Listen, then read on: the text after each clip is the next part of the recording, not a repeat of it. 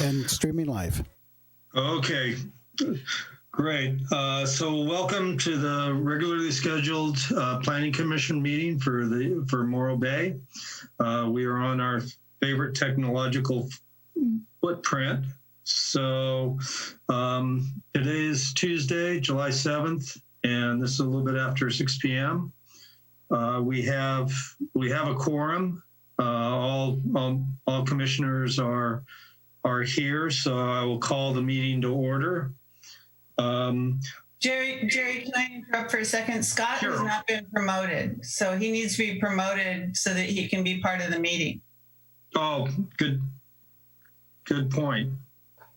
I can't see him on my screen, so I just promoted Scott, and he was promoted, but something happened, so he's back now. Okay. I'd like to say congratulations to Scott on his promotion. I got kicked out, and then my mic wasn't working, and I don't know. Now I'm back. Okay. Thank you, Scott. That's my job to be. Okay, so we got so Jesse's available, and all the commissioners are available. Then I'm here. Okay, great. Okay, so for the audience, you can either join this meeting through Zoom, and you'll find that on our on the city's website, and at the bottom of the first page of the agenda. Or also you can join it through telephone attendance, and the phone number to join, one of the phone numbers is 408-638-0968 or 669-900-6833 or 346-248-7799. And the webinar ID is 827-2274-7698. And the password would be 135692. So good luck with all those numbers. And so coming back to the agenda, do we have any planning commissioner announcements? Nope, seeing none. We'll move on. Next, is there anybody in the queue for general public comment? Yes, sir. There are people in the queue, and the first person is Betty Winholtz with her hand raised. I'll put her on. This will be for items that aren't on the agenda or for the consent calendar. All right. And Betty, you are on the line. Thank you. I just want to give some feedback of what I've heard the last couple of days regarding fireworks in Morro Bay. And it's been pretty negative, particularly in North Morro Bay. They were particularly hit hard with noise and loss of dogs and things like that. I'm hoping that the Planning Commission will initiate, or maybe you'll look to wait for City Council to repeal the safe and sane fireworks ordinance that the city has. Thank you. Okay. Anybody else like to speak to public comment? Mr. Chair, there is nobody else with their hand raised in public comment at this time. Okay. Yeah.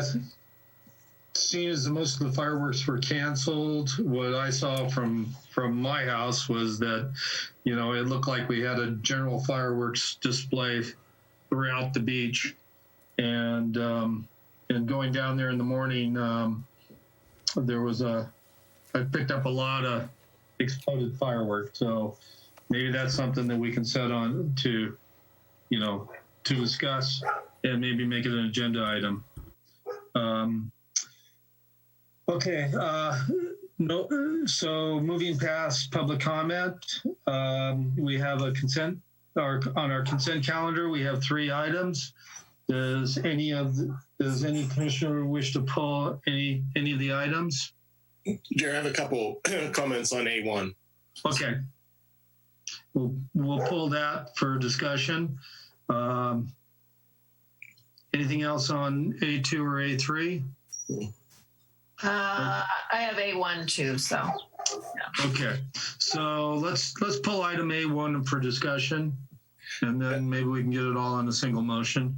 Yeah, the only thing I wanted to say is it looks like in the production of the PDF, we lost content in some of the paragraphs, so it's not possible to see the full descriptions. You're missing a lot of text behind a too small box. So I think all it needs is we have to adjust the depth of the box to give it more lines to adequately capture everything, because I'm not sure why some of these are on there in their project descriptions. So it's primarily the project description, planning, comment, notation boxes do not go deep enough to show all of the comments on individual projects. That's all.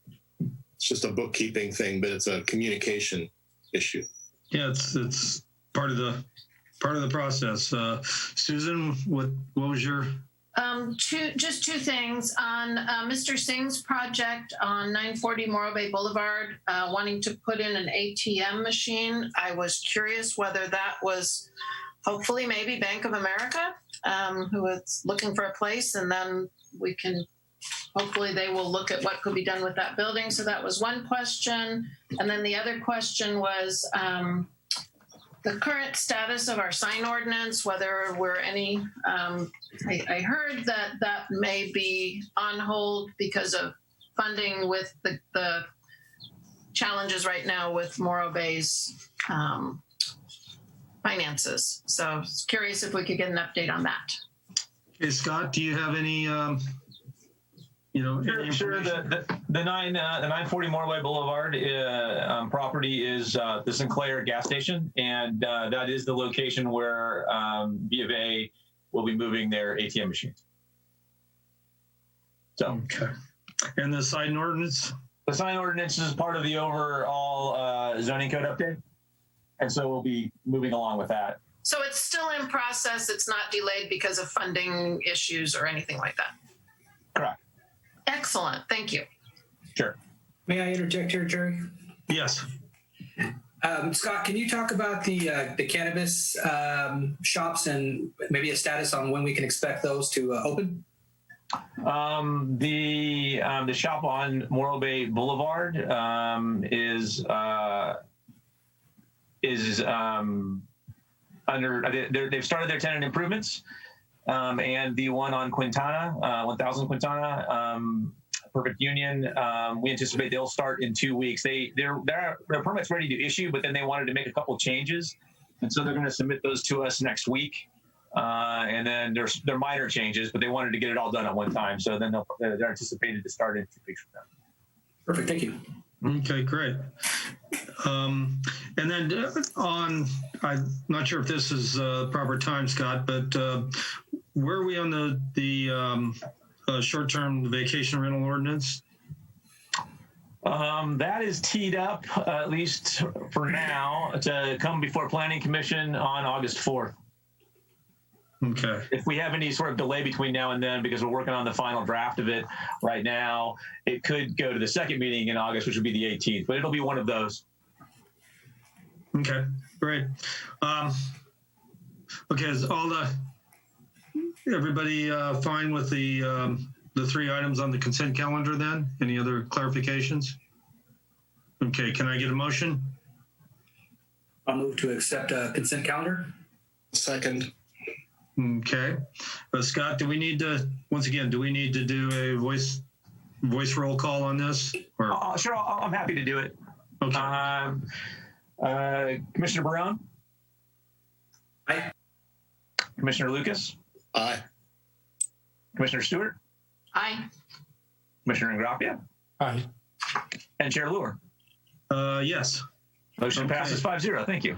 Okay, thanks. It's just cleaner that way when we all don't talk, this with the electronic meetings here. Okay, moving on to public hearing B1, we have the housing element update, 2020 to 2028. And the request is to consider consider the housing element update and the associated negative declaration and forward a recommendation to the City Council. Are we ready with the staff report? Yeah, thank you, Chair Luer. We're happy to present the final draft of the housing element to the Planning Commission in our community. We've gotten over the last few days several different comments from different folks, and we've been trying to forward those as they come in. And we have both Nancy Hubbard, our planner who's been shepherding this through the project, and Amy Sinsheimer with Placeworks. She's been the consultant that's prepared the document for us here. And Amy's going to, I think, share her screen and give you the presentation. Okay, great. Yes, thank you, Scott. 1 second.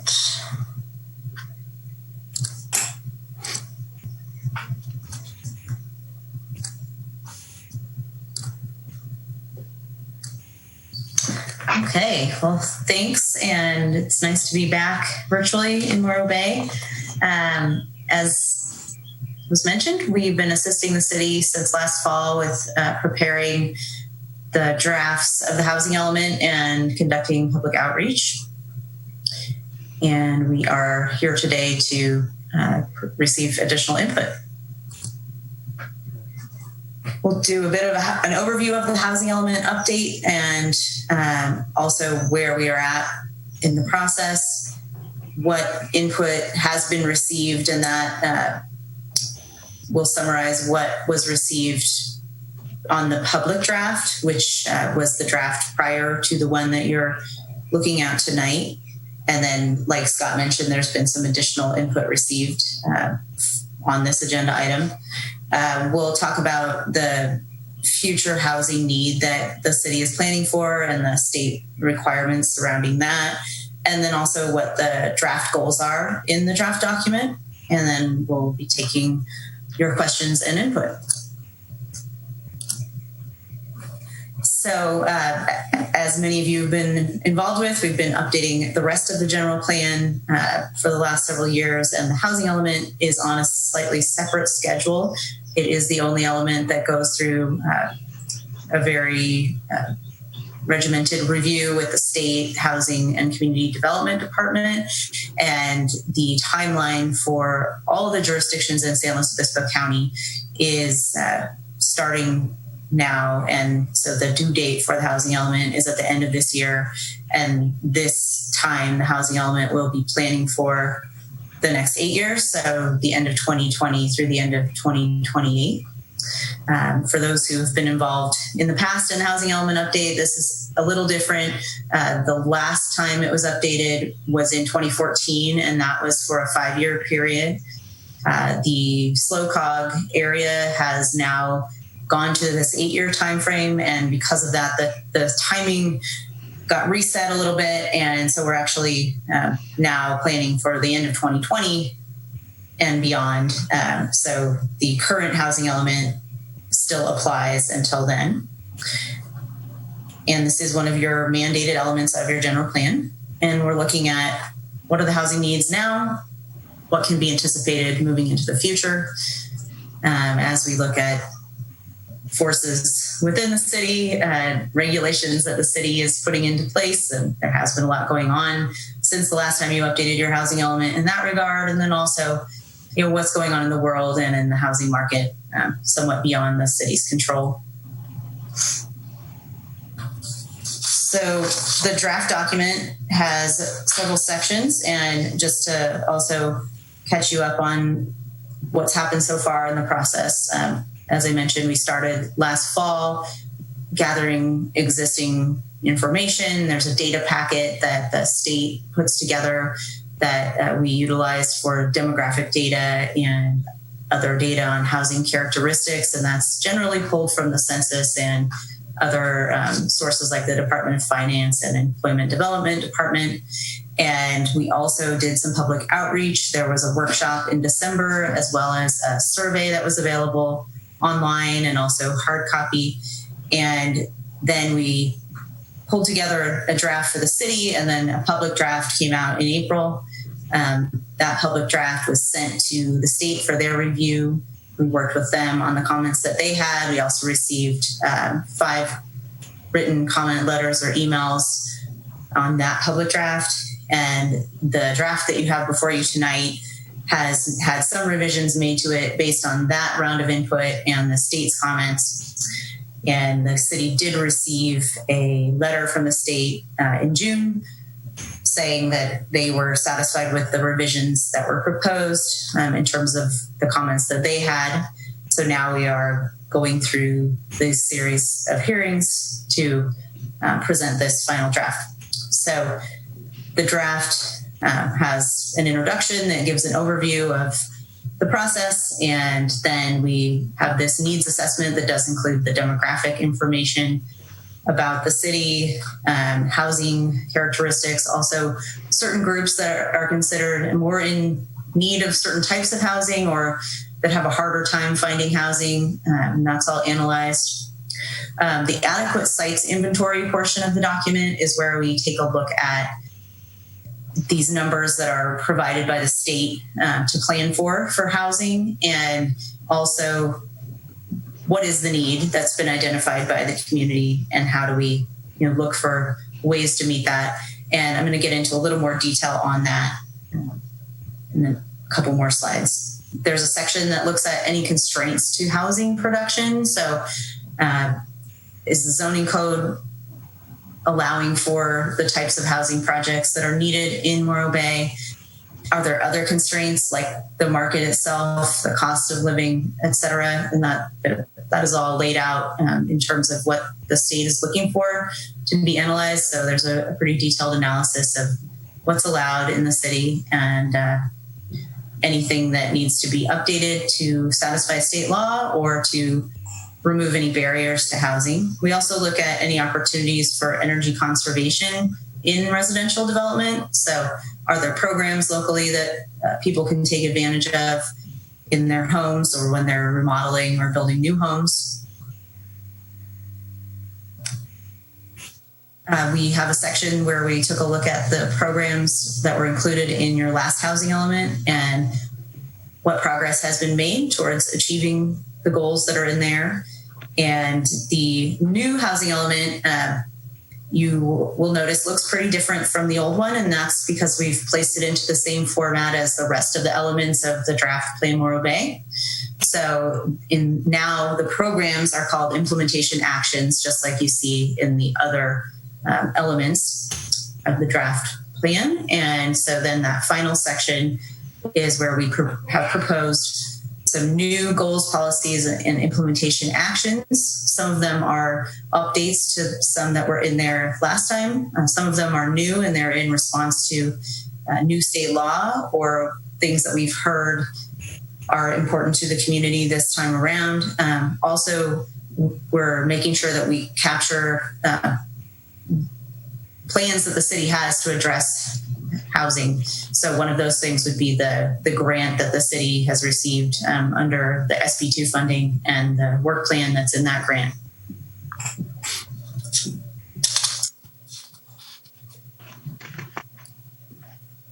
So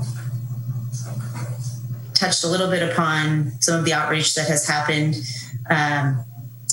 We did have the workshop last December, and then we worked on the draft, and by the time the draft was available, we were in lockdown due to the pandemic. So things changed a bit. There have been some questions and comments received about what outreach has been done, and we have spoken with HCD, the state, about what is realistic during this time, and things have been changing. But at the time that we were working to get the word out about the draft, which was kind of the April-May time period, what was possible was to do an e-blast to those who are on that list for the city. The draft was posted to the city's website in mid-April. There were some social media posts that happened, and then anybody who had participated earlier in the process received an email notifying them that the draft was available.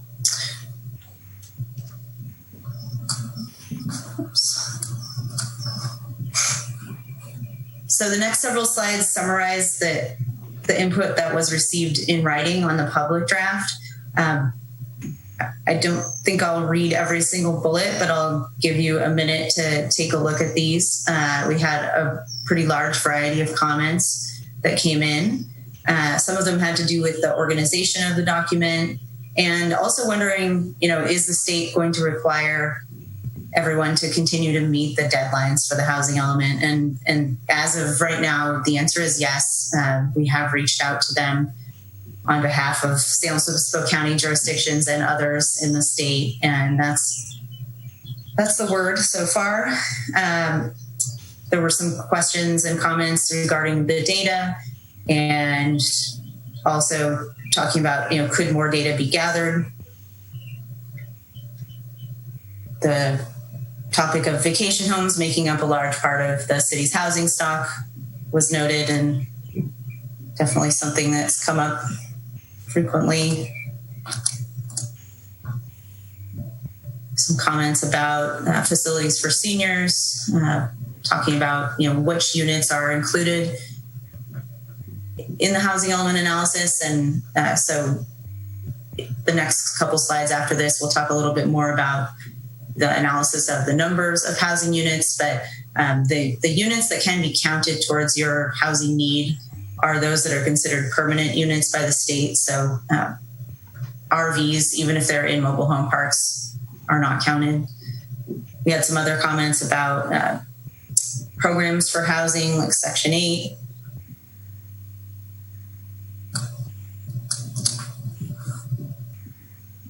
There were quite a few comments about the sites that were included in the analysis in the housing element, and we're happy to take comments about that, questions about that during the Q&A. Some comments about the language and how that's used in the goals, actions, and policies. Some comments about the inclusionary housing fee.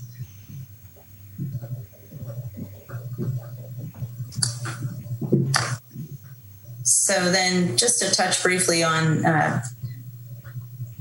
these numbers that the city is required to plan for. So this is something that is part of the state requirement, and it's called the Regional Housing Needs Allocation, and it is a number of housing units that every jurisdiction in the state is required to plan for as part of their housing element update.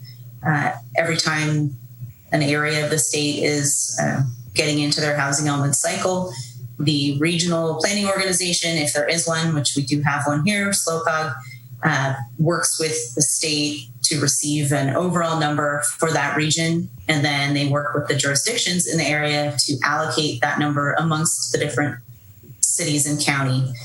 So for San Luis Obispo County, the number this time is 10,810 units. That's about 160% increase from the last cycle. Just to compare, the numbers around the state have been going up in all of the regions that have done their housing elements so far this time. We're in what's called the sixth cycle for the housing elements. So San Luis Obispo County is at the early end for the regions of the state, but there are several other areas that have already either done their housing elements or are doing them right now. And out of that 10,000 plus units, Morro Bay received 391 as part of this process that was worked on. And so what that means is that the city is supposed to plan for that much housing if it should be built. That means that your zoning needs to allow for housing and for a variety of types of housing, and to be able to accommodate that many units. It doesn't mean that the city is responsible for building that housing or funding that housing, but there are a lot of new state laws since the last time the housing element was updated, and a lot of them encourage local jurisdictions to promote housing construction more than in the past, and happy to answer questions about that as well. So just to get into a little more of the details of what you'll see in the draft. So the 391 units are divided into different categories for people who make households who make different incomes. And that's in that column second from the left. You can see how the units are split apart of the 391. And basically, it goes from those who make the least at the top, the extremely low income category, all the way to the bottom, which is the above moderate income category, which is basically market rate housing. And because of the way that the timing is set up for the housing element, the city is allowed to take credit for units that have been either entitled or constructed since the end of 2018. So you can see in the next column there, as of when the draft was produced, this was the number of units that had been either entitled or constructed. So there were 18.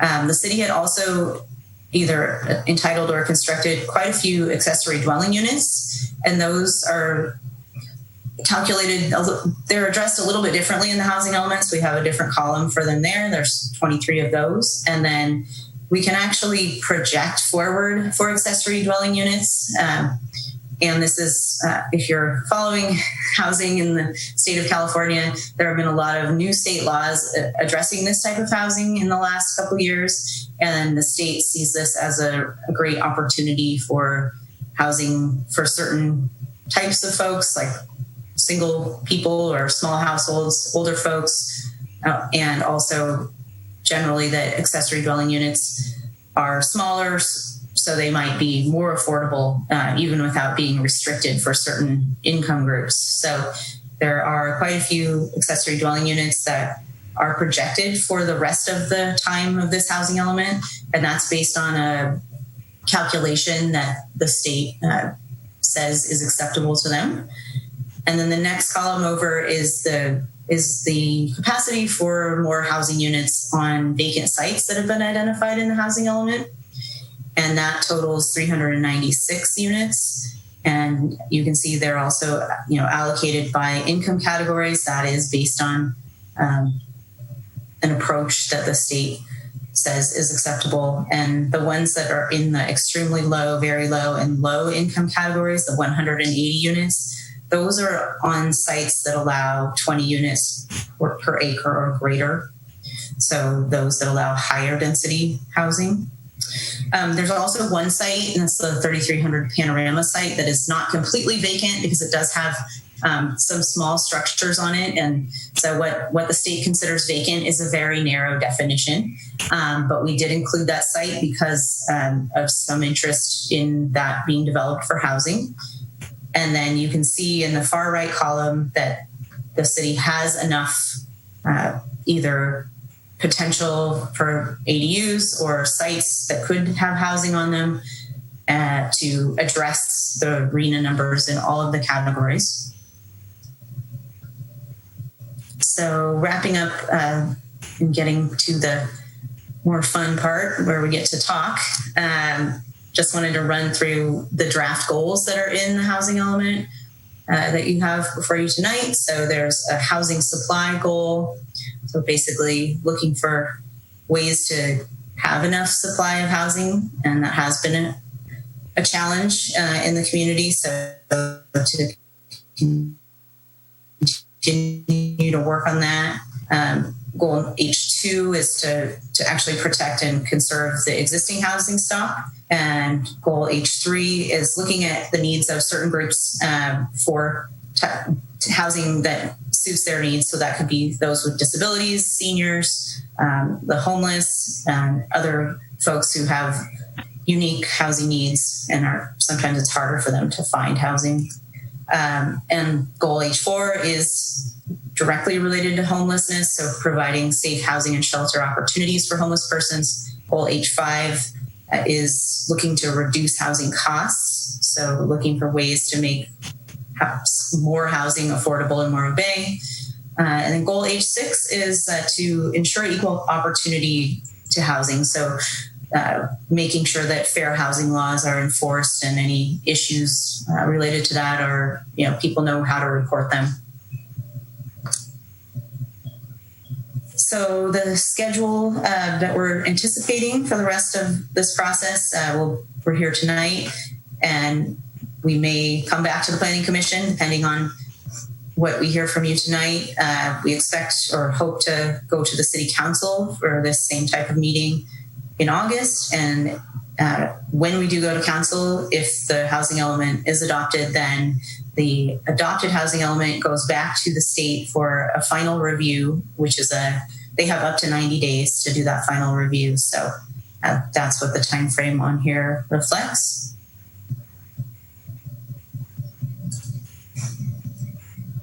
And that is just an overview of what we've been up to, and happy to take comments.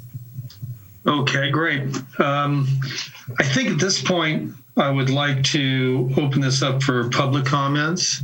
And then normally we have the commissioners ask questions first, but I think we'll wait on that till after we hear public comment. And so that way we can take all of the questions and comments at the same time. So do we have anybody in the queue for public comment on this item? Mr. Mayor, we have people in the queue with their hands raised. Betty Winholtz. Okay, Betty. Hello, Betty. Hi again. This is Betty Winholtz. I have sent a couple of different documents to you with my review of the item. I have not finished it. I'm hoping that you don't get through it tonight because I think there's a lot to talk about, and I think we have the time to talk about it, including the EIR, which hasn't been addressed. One thing that I want to ask, which I don't understand, is how do changes get made to the document? Will changes be made based on planning commissioners' input? Like, can you alter the document before you send it to City Council? Or do only your recommendations go to City Council and they're the only ones that can change the document? That's my first question. I'm wondering, and I've made this point a couple of times, I believe that some of the data upon which some of the decisions are made is really old. Anything that seems to me that's 10 or 15 years old is inappropriate to put in the document, and that new information should have been gathered. And that's in there at least 2 or 3 different times, and I'm wondering if there's any way to correct that. I received a call while we were online, and the resident asked that I bring up the point that please explain again how we have enough water for this build out. And if we have enough for just the 8 years, or we're anticipating that we're not going to meet our 12,200 residents until 2040, how do we know that we still have enough water for all of that? And then the one chart in particular, I noted that there was a table where the percentages didn't match, and I'm hoping that that chart gets fixed, that table, and I think it's in the notes I sent to you as to which one that is. Otherwise, I'll let my comments stand for what they are. And in particular, I guess my last point would be that I continue to have concern about violating the height limits or raising the height limits in order to meet our housing mandates. And I don't think that we have to do that. And I'm hoping that you'll look critically at that. Thank you. Okay, thank you, Betty. Do we have anybody else in the queue? Yes, sir. Just a moment. We have Erica Crawford. And you are alive, Ms. Crawford? Hi there. Thank you. Good evening, Chairman Luhr and Commissioners. The Chamber has taken a detailed look at the city's draft housing element because our members are concerned about housing. They recognize that housing is good business. Housing means our city employees, the teachers in our schools, and the owners of our businesses themselves might have a better chance of being able to find a place to live in the same place that they work. Housing means a reliable workforce for our shops and restaurants. Housing means shoppers and diners spending money and contributing sales tax year-round. The businesses that I've spoken with on this issue need you to take housing seriously. They need you to see that effective policymaking for housing isn't all about numbers and figures, it's also about people. Over the 5 years I've been working with the Chamber, 4.5, I've been spoken with businesses, business owners in particular, who had almost their entire workforce wiped out when the mudslide on Highway 41 happened, because so many of their employees were commuting from North County, who found themselves unable to relocate a small manufacturing plant to our community because they were unable to fathom finding 13 homes in which to rehouse their workforce and those families, who tell me that the number one reason they can't expand is because they can't find workers. The Chamber understands that housing is a countywide and a statewide issue for California, but our members actually feel how local this issue is. They are looking for local action from local community leaders who recognize that housing isn't just about numbers, it's about people, and it's about the viability of our city. Thank you for your consideration of our comments and of our 10-page review of the draft housing element before you that was submitted prior to this meeting. We are very grateful to Scott Graham for his assistance in our review. We look forward to your commitment to addressing the housing issue in Morro Bay, and we encourage you to engage any one of our Chamber's 284 members who collectively provide 2,200 full and part-time jobs for their take on this critical business retention and expansion issue. Thank you. Have a great meeting. Okay, thank you, Erica. Next, please. At this point, there is nobody else with their hand raised in the queue, Mr. Chair. Okay, so let's address a couple of these items. First, how are changes made? And can we make the changes to the document and before the submission to City Council? Yeah, the Planning Commission can absolutely make changes to the document. Okay. One of the reasons we're here.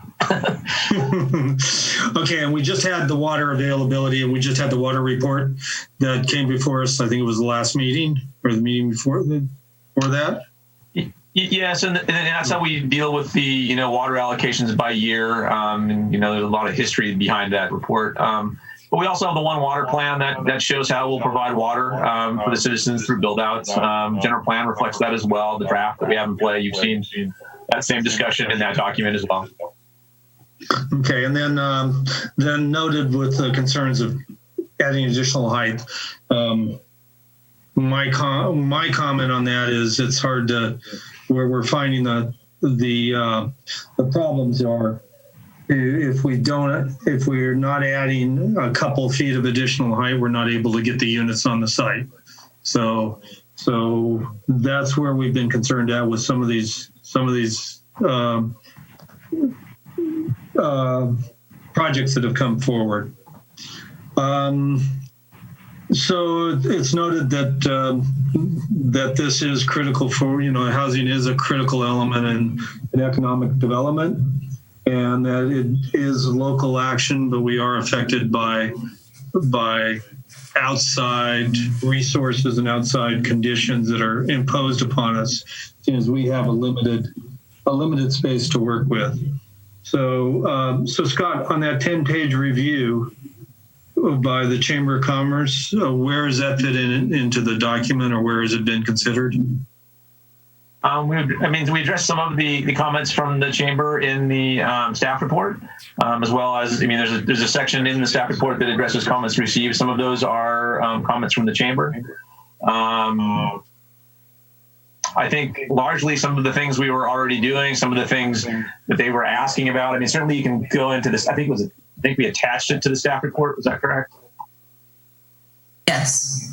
Yeah. So certainly you can go through there and look at, specific items. If there's things that you have concerns about or want to talk about, I think that would be, it's a good place. They spent a good amount of time on that. Their Government Affairs Committee did. I think it was a well thought out document, raised really good points, and, would certainly be worthy of discussion by the Planning Commission, in my opinion. To this point, we didn't really make any changes to the document because we're addressing some of the things. Some of the things seemed, like something we didn't want to address because of how HCD reviews documents. Like one of the things, as an example, and I think I addressed this in writing in the report. One of the requests was, we should list all of the places where we can build housing in the town and put it in the housing element. But if we do that, then we can only leave it in the housing element for 3 cycles, at which point we have to remove those sites if they don't get built. So it penalizes us. So you really want to look at enough sites to get you the number that you need in RENA, and maybe you want to look at a list, of all the available housing sites in the city, from a different standpoint. Like maybe because we actually have that list, we could have that posted on the website, under community development as an example, where it's not part of the housing element, because otherwise we'd be obligated to report on that. And please correct me if I'm wrong, Amy. No, and I did want to add one more thing that's similar but a little different is quite a few of the comments talked about some of the other areas that are being looked at in Draft Plan Morro Bay for housing, but some of those don't allow housing currently, or they don't allow as much housing as they might once that plan is adopted. And the housing element can only look at what's actually in your current zoning and general plan right now. So I thought that was an important thing to note also. So that's coming up soon, those other opportunities. Okay, Amy, also, how do you address the consideration or the comment that the data is old and unreliable? As far as I can recall, and I know that Ms. Winholtz sent in a letter right before this meeting, so I don't know if there was anything in that new one, but in what I've seen so far, it was mostly related to the housing conditions data. And that's something that the city would have to spend quite a bit of resources on to update. So I'll let Scott respond more as well. But my understanding is that was the issue that she was talking about. And I believe all the other data is, 5 years old or less. And seeing as we have a census coming up this year, would it be beneficial to adjust the data or wait for the new census data to come in to adjust the data that's in the report?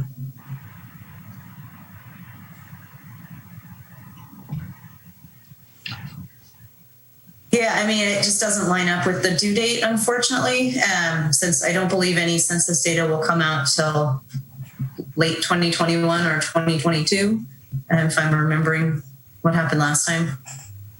But we are using American Community Survey data, which is what the census does, in between the 10-year census. So that's the best available data in a lot of circumstances. Okay. Yeah, but I would also go back to the housing conditions survey that the city did was from a long time ago, and I don't envision the city going out and doing that again. Most of the development that takes place in the city now is additions and remodels of existing homes. So we have a pretty high rate of that, and so it's folks addressing issues that are in our current housing stock. So I don't know that I would be advocating that the city council spend money that could probably be used better elsewhere to go out there and do a similar study that we did, back when that one was done. Back 2009 or something was that, I think. Something along those lines. Yeah, so also, Jerry, when I was reviewing the document, it bothered me that the data pack that's required to be used by HCD wasn't all the same year. And it wasn't all the same source, and that I wanted everything to be consistent. But the response was, that's the data pack that they issue, and that's the data pack that you use. And that also might be part of the comments in some of the comment letters about the data being inconsistent. Yeah, we received that comment from multiple sources. Yeah. Okay. And as far as waiting, we're going to get the new census data. It looks like we would probably miss the update cycle. Is that correct, Scott?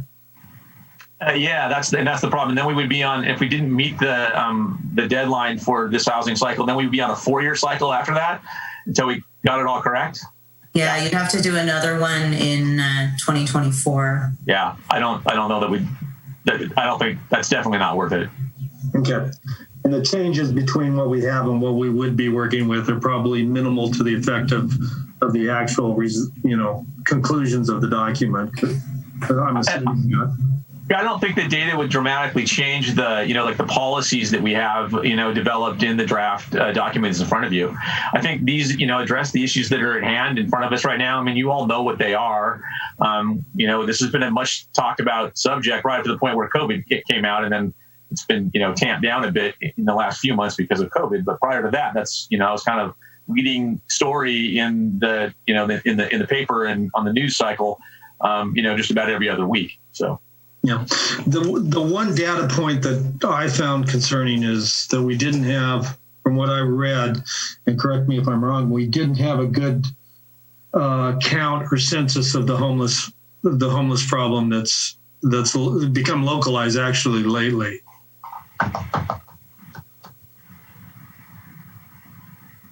So, Scott, did I miss the data point, any data points on a homeless census or a homeless count?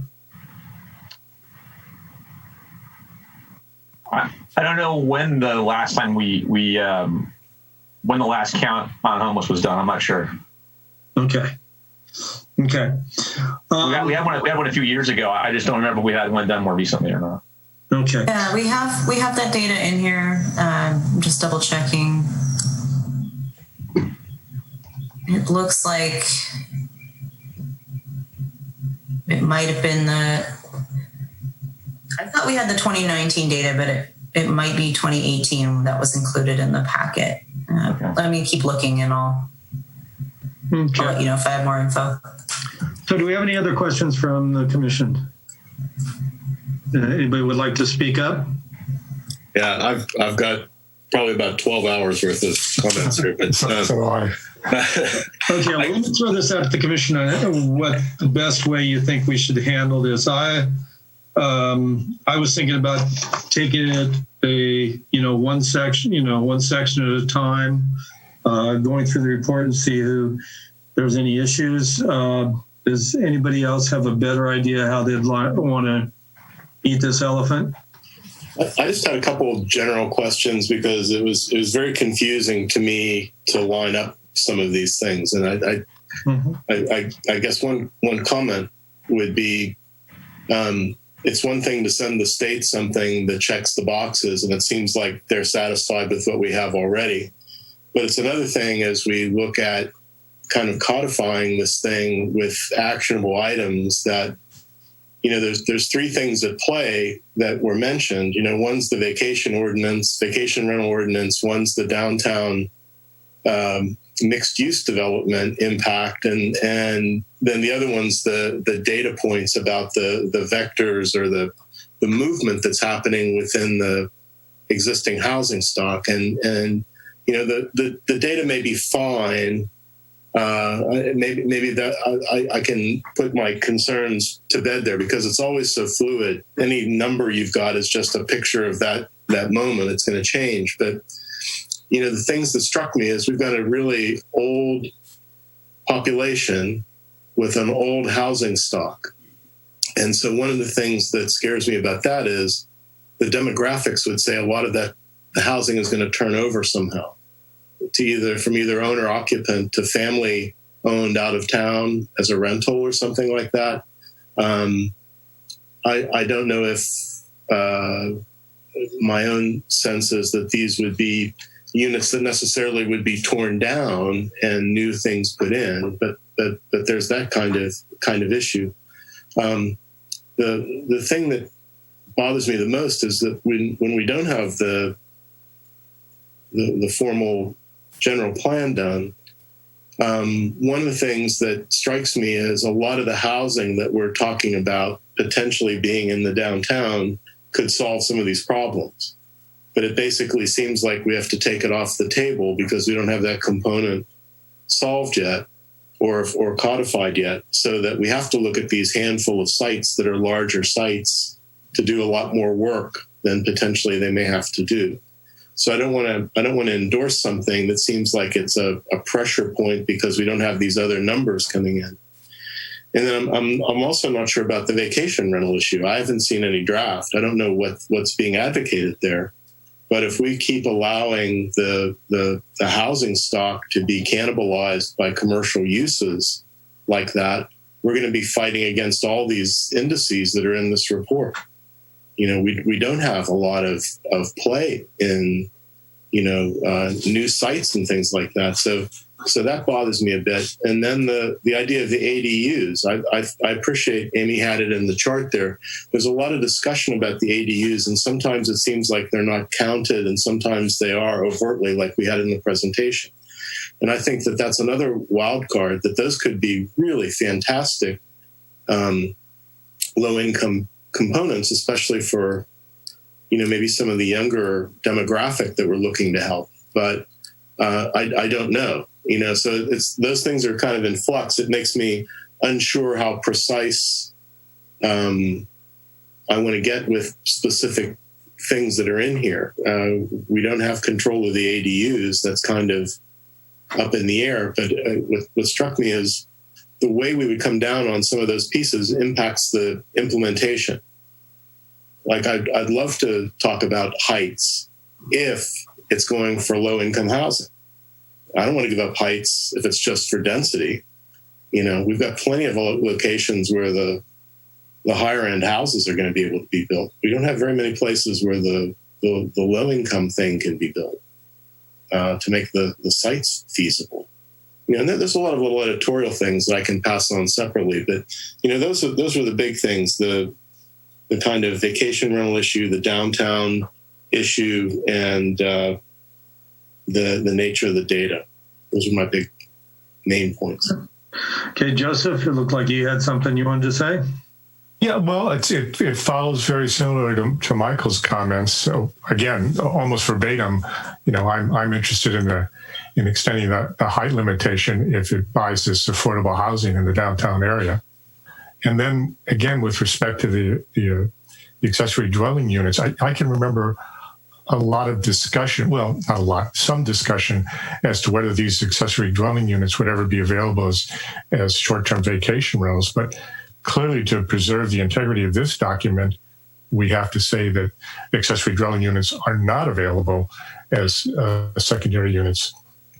Secondary units are not available as short-term vacation rentals. So I am correct in that belief. Does that sound reasonable to everybody? That's going to change depending on the vacation rental packet comes before us, the code on that. But also the ADUs are kind of fall into the category of affordable by design, as you'll be limited to, by market forces as to what you could charge for them. So I think they're going to be in the moderate to low category one way or the other. Well, my point is, doesn't the analysis of residential housing allocation surplus fall apart if any portion of those accessory dwelling units are allowed to become short-term vacation rentals? That's a good point. And then that just sort of undercuts what we're doing. So either we have to put a big caveat in this document, or this document in turn forecloses that whole debate. And we've decided now or shortly, when the council looks at it, that clearly Okay, I think that's a good point of discussion, and I think that will probably come up in the vacation rental standard. Joseph, I think we lost you. Can you? Yeah, no, yeah. I think it's already been answered. When I was looking at the location of the vacant lot inventory, I was curious as to why the elementary school hadn't been included in it. But I gather it's because it currently is not zoned to accommodate any kind of housing. Is that the reason? It's because it's not vacant. So it has buildings on the site. You're talking about the one at the end of Napa? I'll call it the Morro Bay Elementary School. Yes. The site is not vacant, so there's pretty strict rules. As Amy was mentioning, that we really couldn't include Panorama, but we kind of did because it's really got accessory buildings on the site, but the elementary school site has buildings on it, so it can't be included. Mm-hmm. Okay, Susan, do you have any? Be included if there was strong potential if there was a strong likelihood that housing is going to happen on that site, we would have to include that information in the document. So there's a lot of additional requirements for non-vacant sites. Okay. And that's different from the last housing element. Okay, Susan or Jesse, do either of you have any general comments? I have a few. One back to the Morrow Elementary site. I thought because that was a school district site also, we were a little bit limited in what we could prescribe for that. But I do believe that their analysts that they had looking at that are recommending some sort of housing activities there. But it seems like that's not something we can really include right now because it's not our property. But so the other stuff for me, clearly a lot of work went into this, a lot of numbers, a lot of data. I don't personally feel like it's very visionary. I don't feel like we have looked at ways to come up with something new, something innovative. I'm in a situation right now. I've been living in a rental house for 29 years. It just sold before it went on the market. The 80-year-old woman from Fresno who bought it is interested in remodeling. Not sure what all of that's going to look like. So I've been looking at housing both in the rental market and in purchasing. Houses are going so fast. And these are little houses. These are just little, what used to be starter homes. They are being bought by people from out of the area for second homes. So I don't know what we can do as a community, but I think we need to look as a community at who we want to be and what we want to be. And do we somehow incentivize homes for first-time home buyers? Do we come up with, ordinances that say, hey, if you're going to sell your home, offer it first to that person who may have rented it for a long time. And maybe we are developing some sort of ways as a community that we support that. I know, Vancouver and Napa have ordinances where they are actually giving sort of preference to locals in purchasing. I don't know how they do it. I just was sort of scanning different articles. Oakland has a program for putting properties that are going on the market to be offered to renters first. When you're inflating costs so much in a community like this, that could be really hard. I read that nationwide investors are at least 11% of home purchasers, and I would say it's a lot more here in Morro Bay. We're looking at 22% of homes not being occupied by people who actually live here, work here, have businesses here. I think the buildings that are getting demolished are being replaced by much bigger buildings. I'm not sure that we have really asked or looked at what do people want to live in here. So we talk about we've got to build all this inclusionary housing, but what do those people want to live in? Do they want to live in a Morro Mist? I'll be really interested to see how fast those sell. I don't think that's the kind of housing that a young family wants to look at to live here. I also am concerned about this model where we're siloing people's incomes. So we're going to build low-income housing and all poor people are going to live here. And then we have, bigger developments for the big, fancy, rich houses so we're instead of having an inclusive, homogenous kind of community where people are living side by side, we're setting one group on one side of town, the other group on the other. It concerns me. I think we could be creative and flip the model where we say, we're going to build one low-income house for every 5 or 10% of the total. What if we flip that? What if we said you can build 1 or 2 luxury models and mix it in with some moderate housing and some lower income housing and create a real community there? So I went over and over and over the goals, and I see the goals. I just don't see us putting forward anything innovative and exciting that says this is going to happen.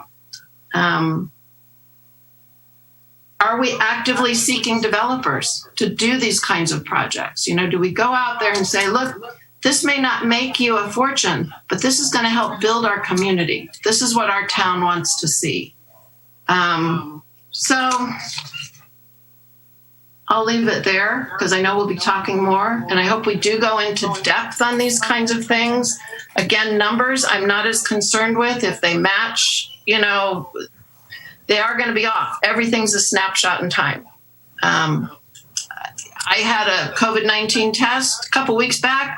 I was negative then. I might not be now. You know, I mean, everything's just a little snapshot in time, and I think it's the same with these housing numbers, homeless numbers, any of it. But the one numbers that we can see are that we're losing housing stock for the working class people who want to live here, have the jobs here, want to raise families here. And I do agree that we have got to get that vacation rental ordinance looked at and discussed and passed. One of the things I see a lot when I'm looking at houses for sale is that they are listed as having a vacation rental permit. And that is something I think we as a planning commission had talked about before. I remember sort of bringing it up maybe in public comment before I was on the commission. But the transportability of a permit is kind of a huge issue. So those are important things. Maybe we can address that here, even before that ordinance comes up. Okay. So I'll leave it at that. Okay, Jesse, do you have any general? They touched on most of what I want to talk about, but just kind of big picture, you know, it's regionally, I think we see a lot of communities, coastal communities, Los Osos and Cambria, specifically Cayucas, talking about water availability limiting development. And as you drive into Morro Bay, you know, we have 2, 3, you know, big thoroughfares, big arterial roadways to get to here, and a lot of farmland that surrounds us. And yet we don't choose to increase our, well, I should be careful with my words here. We didn't increase our sphere of influence and our annexation that we could. You know, we could build up to 41. We could you know, try to annex some of those properties up to 41, up to 1 towards Slow, towards Atascadero. I don't see that happening, and water availability has always been the crux of the argument of why we don't do that as a community. And I don't think that, I mean, forgive the pun here, but I don't think that argument holds water. I think we ought to be looking, I mean, we have the wharf, we have the water reclamation part of that wharf. We should be doing just fine on water, and I think we ought to be looking towards annexing up to 41, up to 1, try to gather some of those properties, you know, into the city limits, try to stimulate housing that way. A lot of farmland that, you know, farmland's important, but, you know, maybe housing's just as important, if not more important right now. So that's my big picture take. And a lot of what I wanted to talk about was already said, so I'm sure we'll get into the weeds here. So. Okay. You know, my general consensus on this was, or my preliminary and general overview on it was that most of this is driven by market forces that we have a hard time combating with regulations. And that's where I think we're getting where we have to be really careful of, you know, both for attaining the goals and using the regulation to attain the goals, but also secondary consequences, you know, that slip by us. One of the glaring deficiencies I saw in this report was dealing with the underhomed or the homeless, you know, I'm not sure what's appropriate terminology anymore, but with the homeless population. Basically, what I saw with this report was that we're basically passing it all off onto the Prado Road project, and I think that holds like maybe 40 beds there. That was our big solution to the homeless problem. And right now, in the last 2 months, I've seen 2 or 3 encampments that have sprouted up and been demolished, and they've moved elsewhere. So the homeless problem I don't think we can pass off the homeless, issue to down by the sewer plant in San Luis. I think we're responsible for a certain part of that, and it's here now, and we're not dealing with it. So I would like to see a little more, innovation, if we could, on this, to maybe allow for emergency homeless RV camping grounds, setting up a gravel parking lot with some, at the very minimum, with maybe some porta potties and sanitary facilities, or build a central wash station and shower station in some area where we can handle some of the homeless on a regulated basis, but take some of the strain off of the rest of the community. We need to deal with some of that here locally. The other issue with that too is that that they're going to be here, whether we plan for them or not.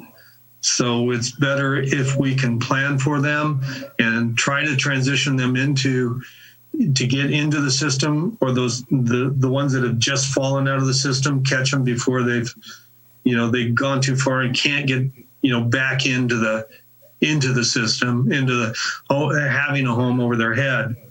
So I'll leave it at that for right now, but I would like to look into that and see if we can create some goals or action plans that actually we can do with that. So okay, so at this point, I think we had a few general breakdowns on the report. I think if we go through the say the first 20 pages, or if we do the intro. So we've got the intro, the housing assessment, the site inventory, constraints, and then energy, I think. Let me see if I think I was on there. Amy, can you put up the slide that had the sections of the report? Sure.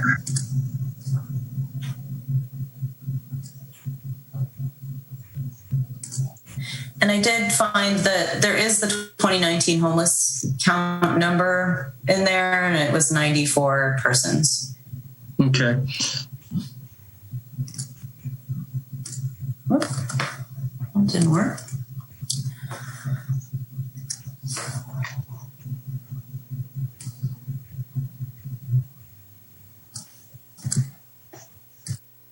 There you go. Can you see that? Okay. So do you have page numbers associated with that? I have to look at the housing element, which is on my desktop. So I'm not sure if I can share my screen and do that at the same time.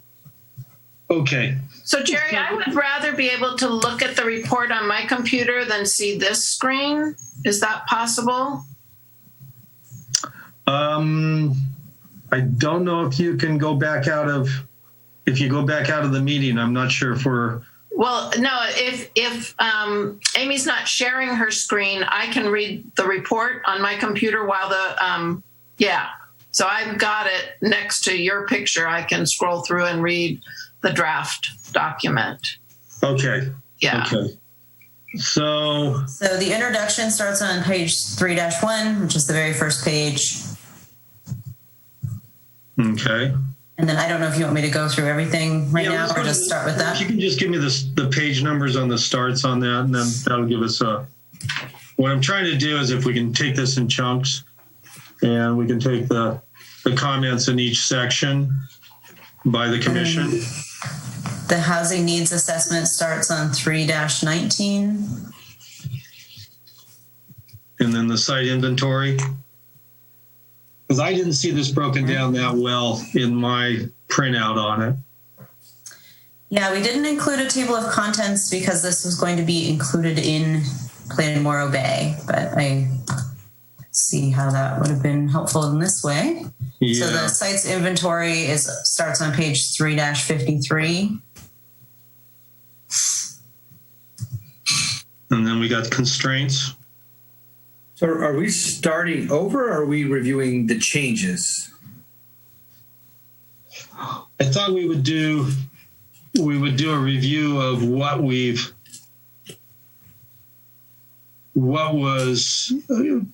basically on the draft report. Because that's what I had before me.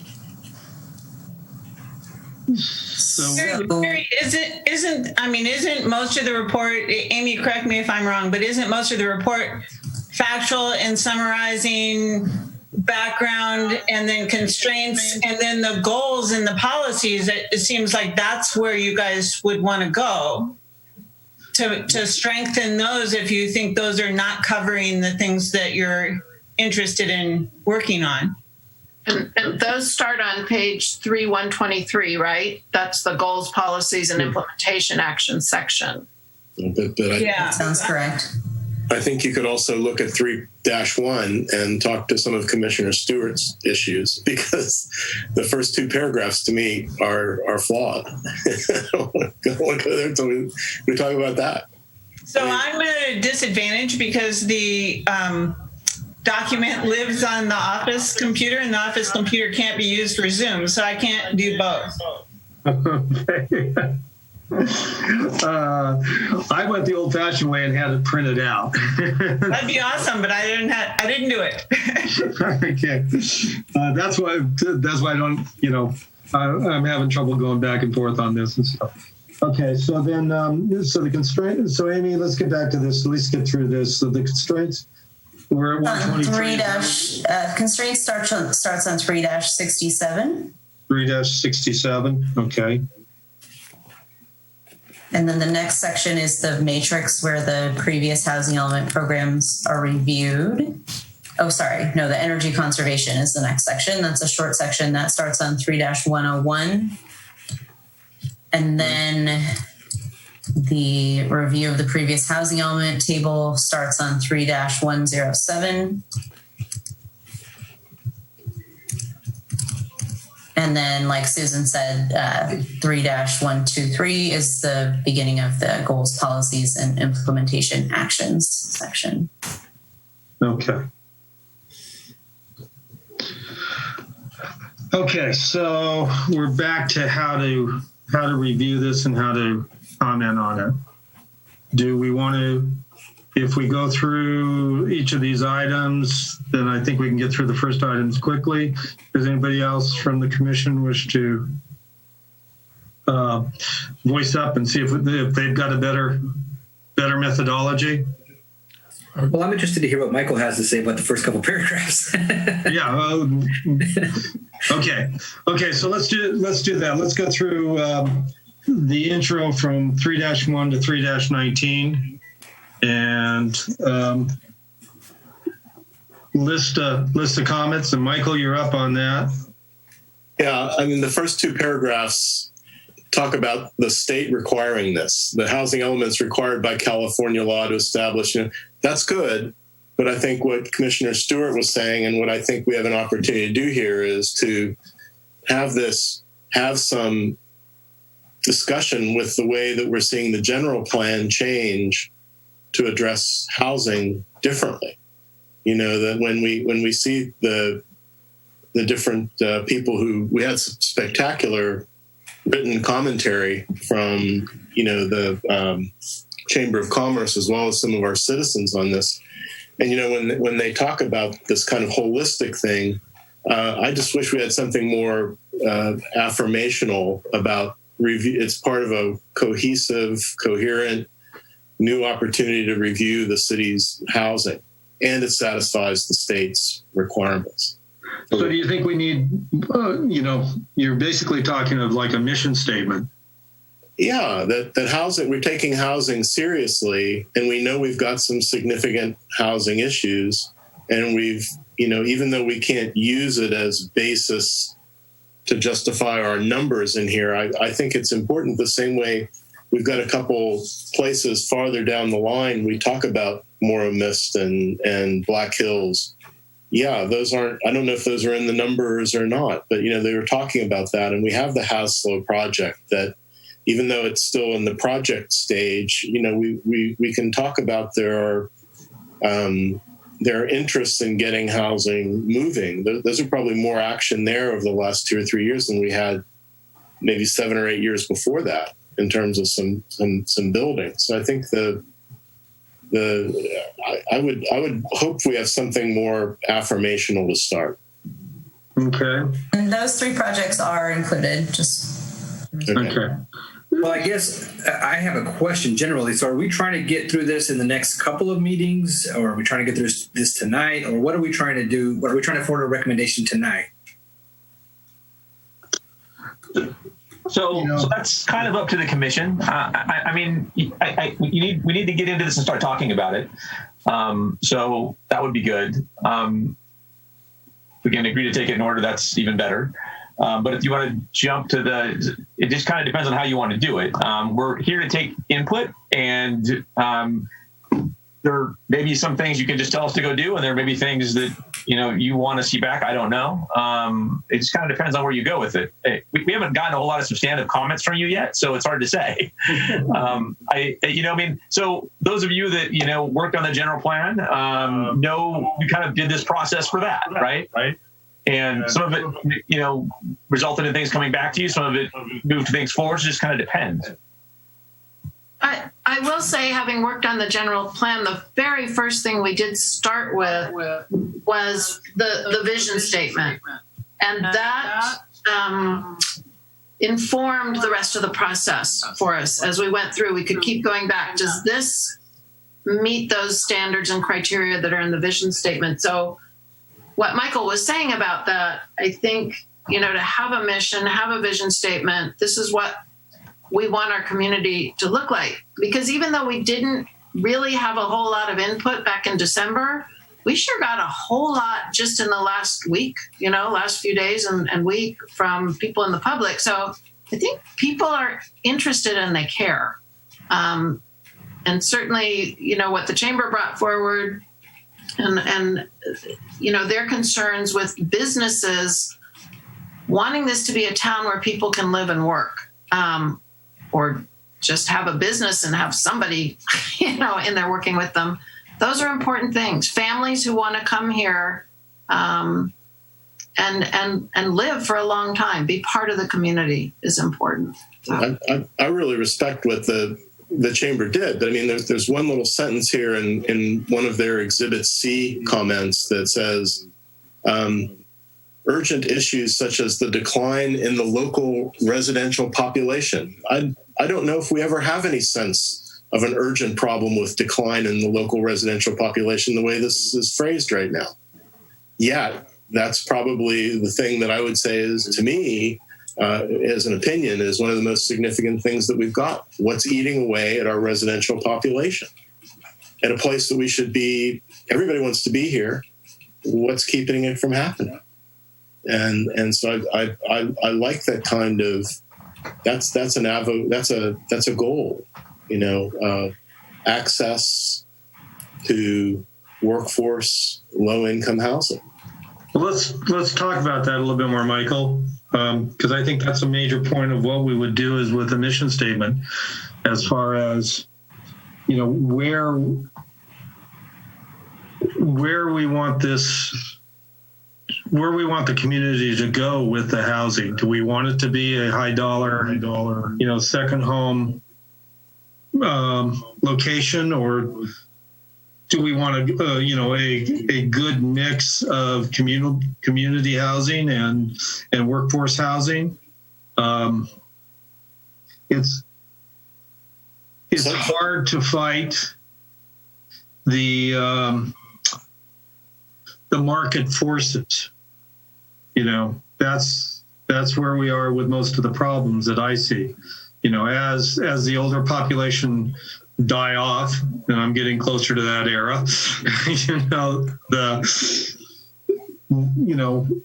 those homes go up, and the market value of those homes has gone up to the point where there's a more and more limited number of people that can afford them, and most of those people can afford to keep them as second homes. And so we're seeing 20%, and I think it's a higher number than the 20% as weekend homes.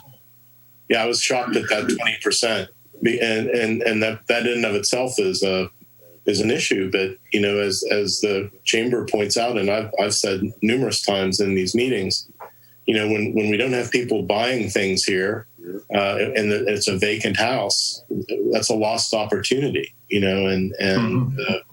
A vacancy rate of 20% looks like something that's in an inner city waiting for the hospital to expand or something like that. And it's unbelievable to me that those market forces created that. I just want to make sure we don't do anything that is helping the market forces deteriorate the situation. We can't control the market forces, but when there's things on here about the inclusive fees, and I'd like to make sure if somebody's going to build a house that doesn't have an ADU, we've lost an inclusive opportunity there. They should pay an inclusive fee on that.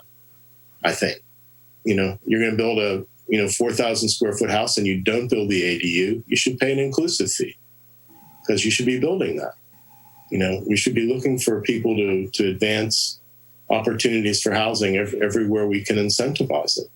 And if they want to build low-income, denser housing, I'm willing, like we did in the general plan, proposals to look at modifications to height, but not necessarily if it's not low income.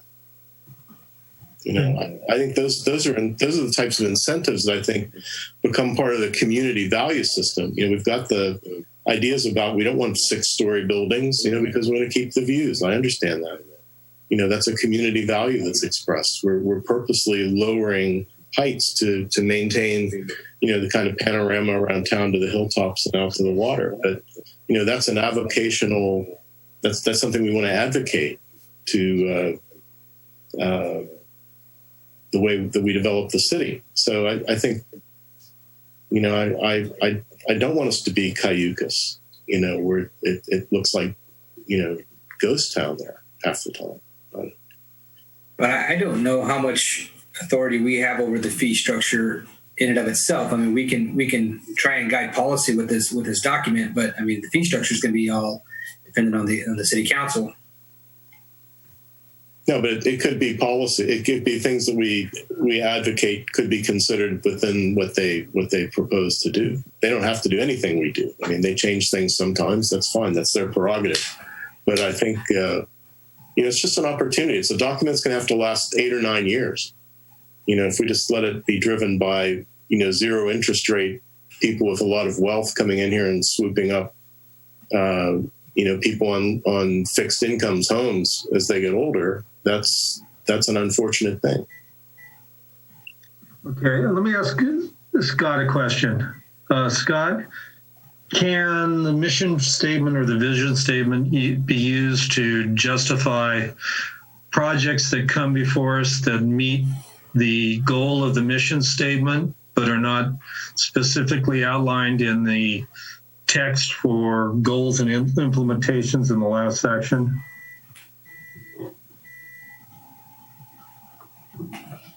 I don't follow. Okay, so say we had a project. Say we have some. We include a mission statement that says,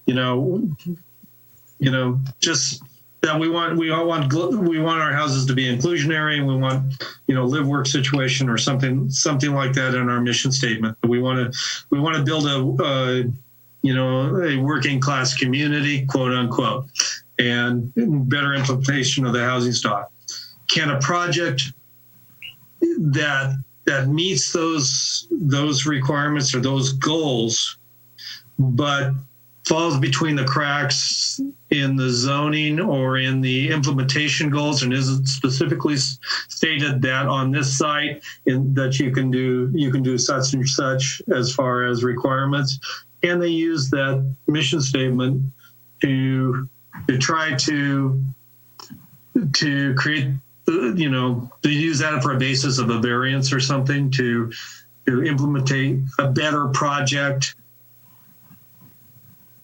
So a mission statement is not policy, so no. A mission statement would tell you where you're going with the document broadly. And so it could be we would need to get some good input from you about the specific things you'd want us to put into it. But that could be the introductory paragraph. And then we could go into all of the requirements, related to the to state law for the housing element. I think that's fine. If we want to do things like you're talking about, Commissioner Lure, then I think that's stuff that needs to be put into the implementation section at the end, because those are the things that we would need to go develop. We would need to develop the policy language. We would need to push those things into the zoning code, that type of thing. So we would identify what that would be in the implementation section, and then maybe that would be something that gets pushed into the zoning code, because the zoning code tells us how we approve projects and what we do with that. And so then we would go and as part of the implementation, we'd update the zoning code to make those things happen. So and just as a note, I did find a copy online, and I'm at the beginning of the implementation section with the policies. There's inclusionary housing requirements, and there's a policy in here that says that we're going to work on strongly encouraging that they provide deed-restricted affordable housing instead of paying a fee, and looking at changes to the ordinance to increase applicability to larger single-family homes and increase the amount of applicable in lieu fees.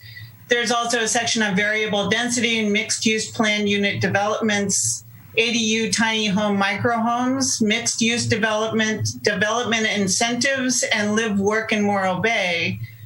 So it seems to me that, and I'm sure Scott or Amy will correct me if I'm wrong, but these are the policies, and we actually have grant funding to implement some of the policies. And so we are in a position to, once this document is adopted, to start working on some of the things that you've mentioned that you didn't think was included in here, but it actually is in the new goals and policies in the back.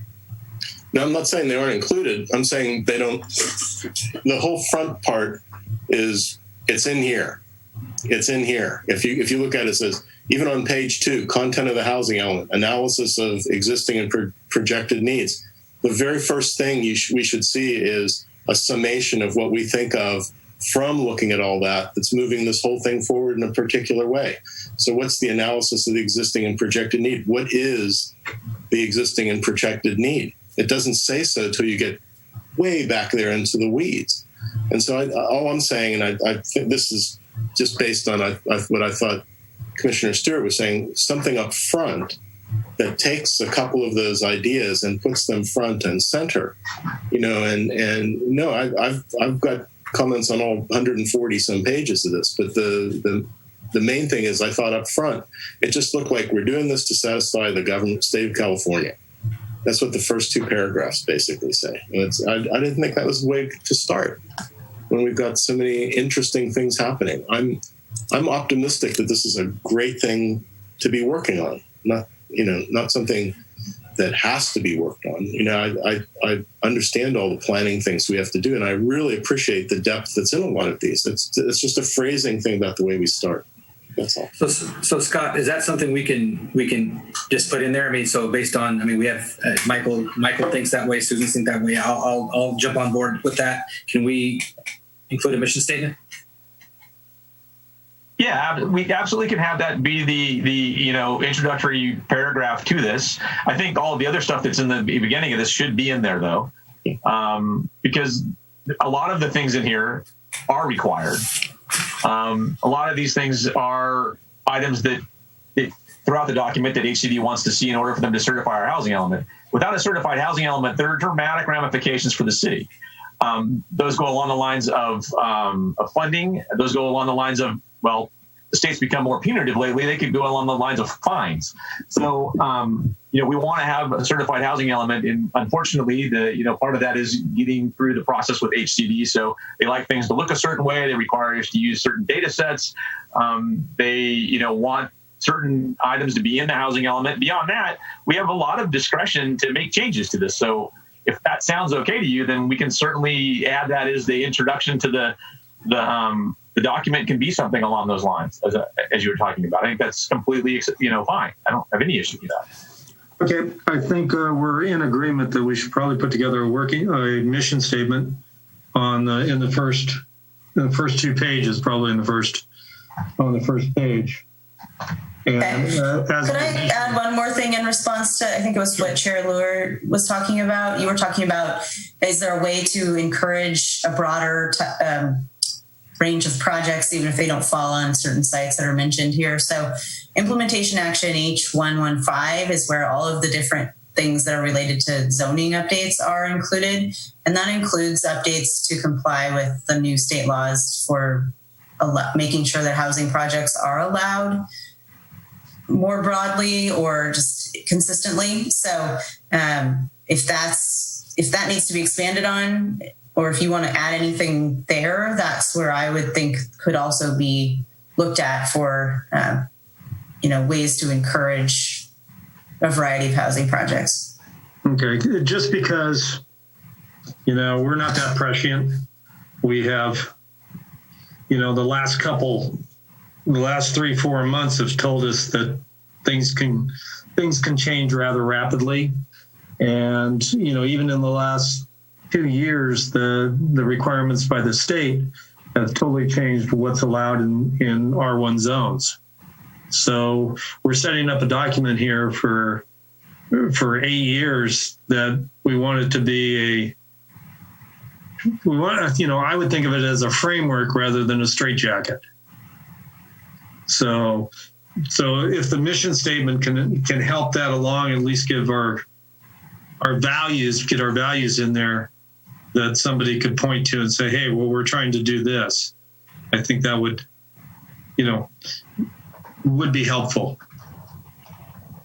So, hey, Jerry, I'm in complete agreement. I like there being some sort of an aspirational statement at the very beginning. So are we contemplating using this meeting to compose that, or is that something at a subsequent meeting? Because frankly, when I looked at the document, I was looking for ambiguities, things I didn't understand, things that I thought were very correct, but wanted to emphasize even more. And I was not thinking of some, general summary of aspirations at the very beginning. So I think that's something that we're going to need to review. I don't want to frame it right now, because I'm not that good of a wordsmith. So, but I think that's something that that staff could come together, or if Susan or Jesse, or somebody would like to work on it and then submit it. Scott. However, Scott. So if you want us to do it, you need to all go around and tell us what you'd like to see in it so we can start from someplace. If 2 of you would like to get together and work on it to present to the rest of the group, that would be great too. It seems like some of you have some specific ideas about that, and that might be the better way to go. But certainly, if not, I would like to get at least some bullet point ideas of things you would want us to put in there, so we have a place to start, so we don't come up with something that's just completely off the mark. I'd be happy to work with Susan on that if she wanted to do so. Okay. Susan, are you? I would be very happy to do that. Okay. So I think we have a solution. We'll work that out later. Okay. So Scott, could that be because of the Brown Act? Could that be distributed to the rest of the commission? You would have to review it at a meeting. We have to review it at a meeting. Okay. Yeah. Then I'm good with that if the rest of the commission is. I would certainly ask, either Commissioner Stewart or Lucas, do you want some additional conversation from the other three at this point about things that they'd like to see in there, so it's a little more inclusive?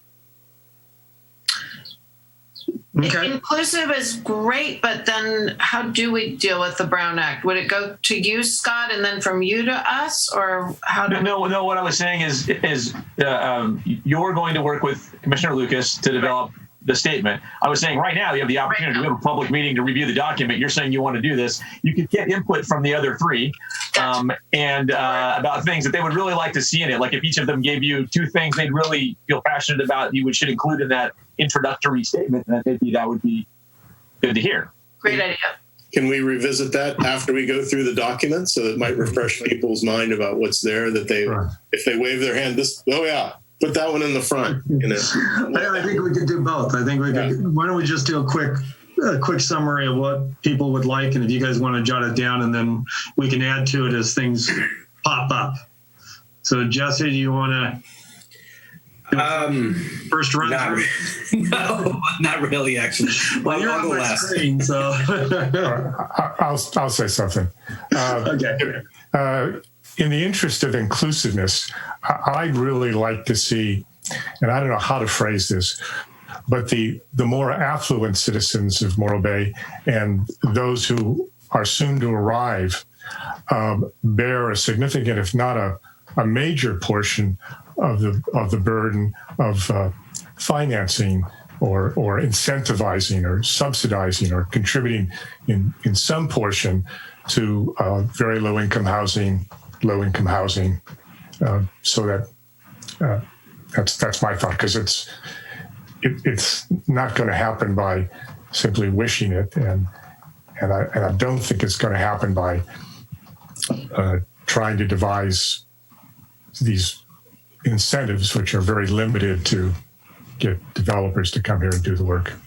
So I think if the citizens want an environment where there's housing for every income level, I think they've got to step up to the bar and make some contributions. Okay. Jesse, do you want to add to this? I really like what Michael was saying, and also what Susan said at the beginning. I think they have a really good idea of what I would like to see in it, so I'll trust in their judgment. Okay. My outlook on this would be basically to try to get a wide range of community community qualities included in the housing, so that we're not so we're building live work, we're building local, we're building having young families and including the mix and older into larger and more higher dollar homes too, because that's what we have here. I mean, we have a great natural beauty that's going to attract quite a broad range of people. So if you can put that into words, I'd like to see it. Okay, so we're going to include the mission statement. So let's talk about the first element, the intro from 3-1 to 3-19. There's just some great, for people who haven't read it, watching or listening, this is a great recap of some of the major things from a very diverse set of comments from the citizens. So it's great to see so many different voices showing up here. I can't say anything other than it's great to just have them written down and summarized the way they are. Yeah. Okay. Just for I'll start with my comments on these first 19 pages. This is basically the data points, and I don't think we're going to change the data here, but just for the overall format, I find it really hard to read the page numbers. And, with the shading on the, with the graphics on the report, it almost seems like the shading should go the other way so that the page numbers would stick out and not be in the darker section of the report, darker section on that. But that's just from a graphic standpoint. Then also as far as populations, the population growth is not, has really not changed much in the last, 30 or 40 years, actually. So it's actually gone down a couple thousand over the last, 20, 25 years. So let's see. Is there something, Jerry, on 3-10, one of the citizens asked the question, the housing element should include data on conversion of long-term rentals to short-term rentals. So I don't know if there's a way to actually get some of those solid numbers now that we've got the vacation rental studied in more depth. If it's something that is accessible, it would be great to include it. If it's not accessible, probably not. But well, I thought about that on a lot of these comments, but I mean, since they were in the past, and like Susan said, a snapshot in time, we were looking at this a couple of years ago before some of these laws were implemented. So I mean, a lot of things have changed since we got these comments. So I don't know how far we would go in that process. Yeah. And the other problem we have is we have a huge problem of outlaw vacation rentals here. It's actually not that bad. We've had host compliance and application that tracks them, and we've been going after those. Okay. So we've been, slowly going down and reducing the number of them that we have. I mean, we still have probably in enforcement on somewhere in the neighborhood of about 15 to 20 of them right now, kind of going through the letter process. We write a couple letters and tell them to stop and that type of thing. But we're actually doing a lot better than we were. We have 250 licensed right now. But if the ordinance that's going to come before you, ends up getting passed much as it sits, we'll have fewer than 250 after 5 years because the spacing requirements won't get us to 250. So some of those things will get addressed in the ordinance. I know it's kind of funky because we're doing all these things at one time. So, that comment resonates, right? You're like, we should have numbers on that. And then we're actually doing something parallel to it that's going to address the issue. So maybe it's a little less important. I don't know. And change the numbers. It's just, one thing that's really hard to capture in that is, the private vacation rentals almost, where they're kind of pocket listings where people, rent them out to their friends and their friends' friends, where they're maybe not even going through a service, but you drive by a house and there's no cars there all during the week, and then there's 8 cars there on the weekend, and it's not on the vacation rental list. So how are we addressing that, Scott, or how is there a way to address it? I mean, we're not really addressing it. I mean, I would say, I've said this from the beginning of starting the vacation rental process. We don't get very many complaints. And I would say most of the complaints we get are related to houses that belong to families, meaning, their second home, and they let a lot of people come over here. They let Uncle Johnny come over here with the kids or with his buddies. And, they create the problem when they come over with the buddies and everybody's, being loud and whatever they're doing.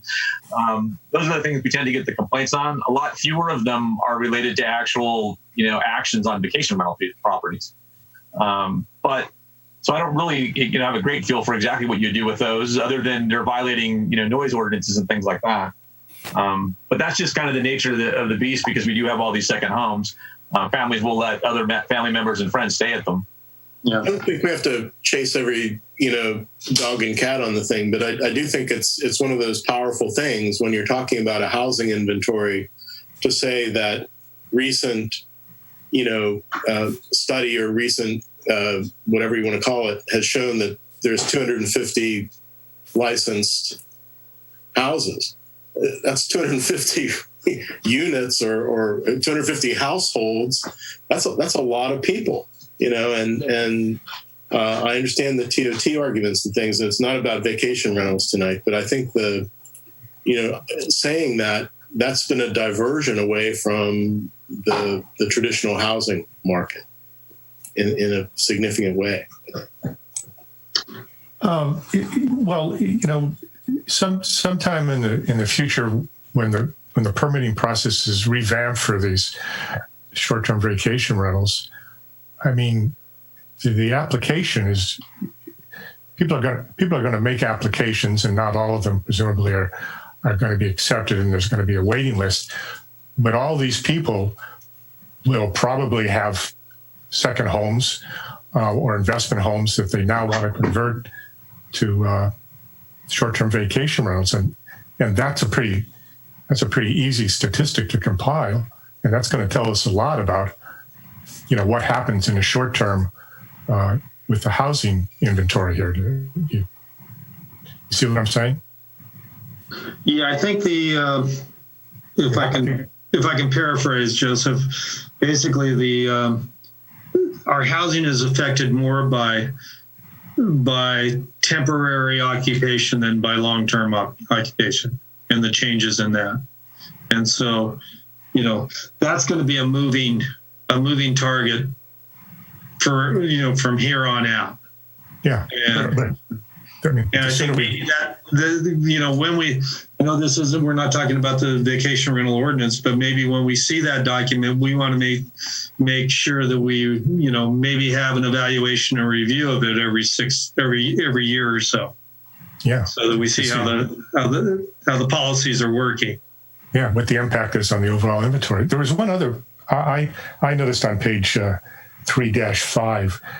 They talked about there's currently no policy in the housing element to preserve existing naturally affordable units. And, that struck a chord with me.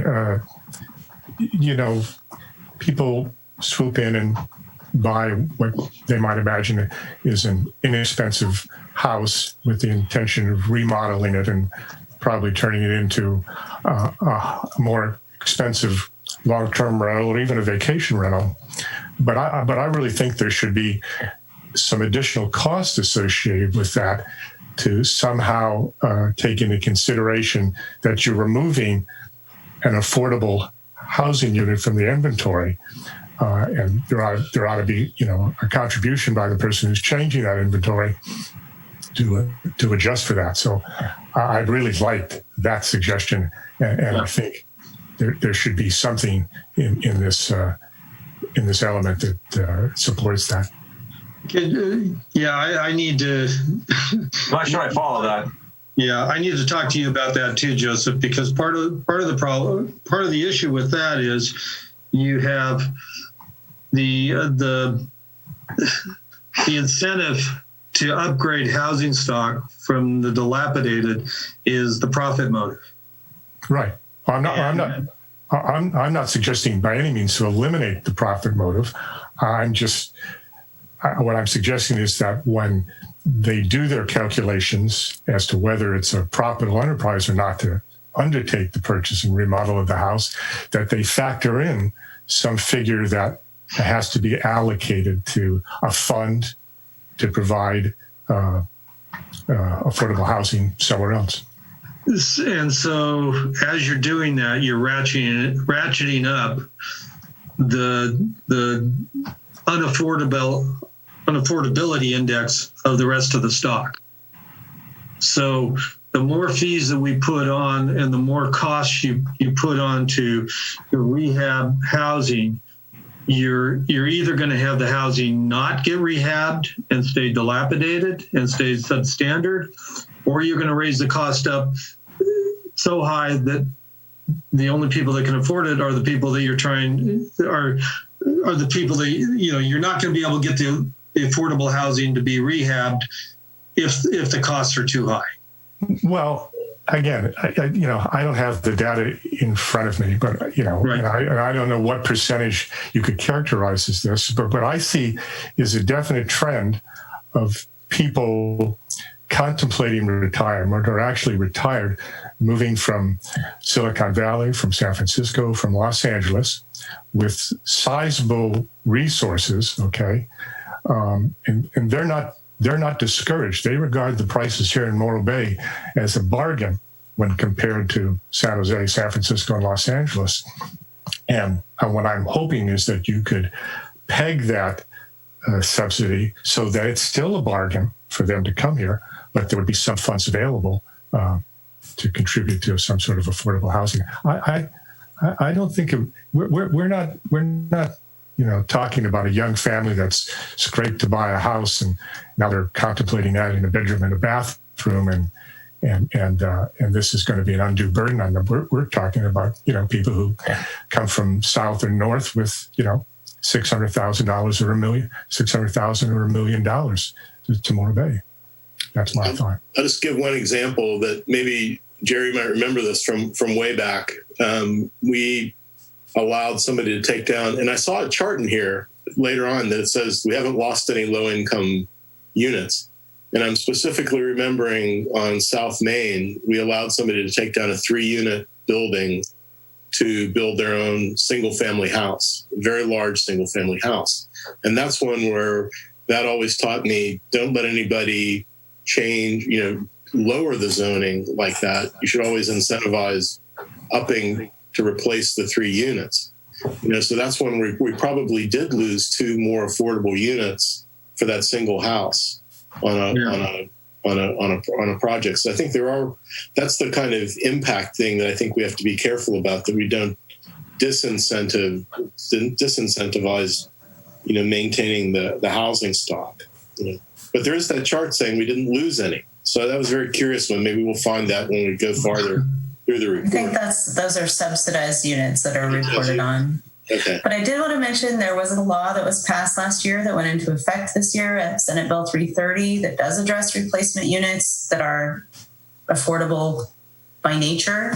And you guys are in the category of cities that are subject to that part of the law. So there are replacement units required now as of the beginning of this year in that situation.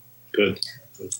And that's one of the things that one of the implementation actions calls for updating your zoning to reflect. I think we've been pretty consistent too in requiring, maximum density or closer to maximum density on the multifamily parcels that we've approved lately because of this. And I think, and I've read in here too that on implementation, I don't know what number it is right now, but that is stated in this housing element somewhere in there that project should be built out to the maximum feasible density.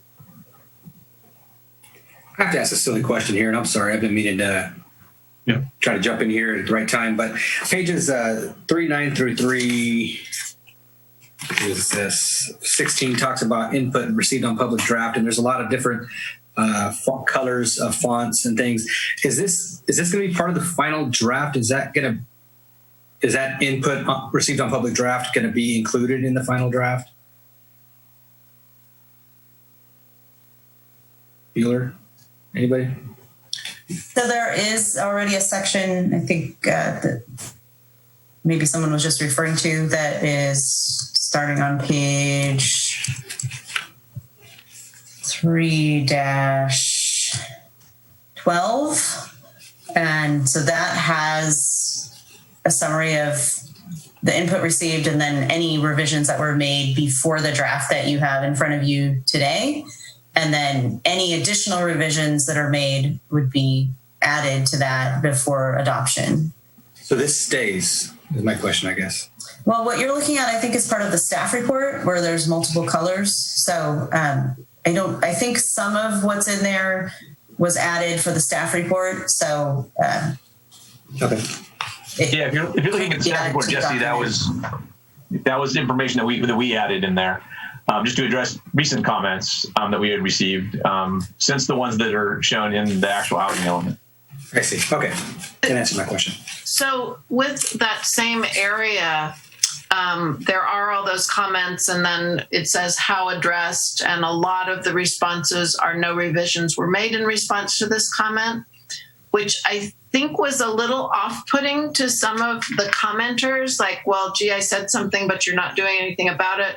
But I think, and I know it would take time, but a lot of the responses are, well, it was already in the report somewhere else, or yes, these numbers are flexible. So maybe just fleshing out the responses a little bit might help the public feel like their comments were heard, and not ignored or rejected, unless there are some that we feel, gee, maybe we should review and reject or add in. Do you know what I mean? So say, noted that the housing element should use action verbs to commit to policies rather than passive terms such as encourage or support. And it says no revisions were made. So do we want to encourage more active verbs, or do we feel like because of the nature of this report, that is not appropriate? I mean, is that the kind of thing we want to address? It seems to me that we don't want to overcommit, because the city can only incentivize to create development. We don't own the land. We don't control the land. We can't make people develop.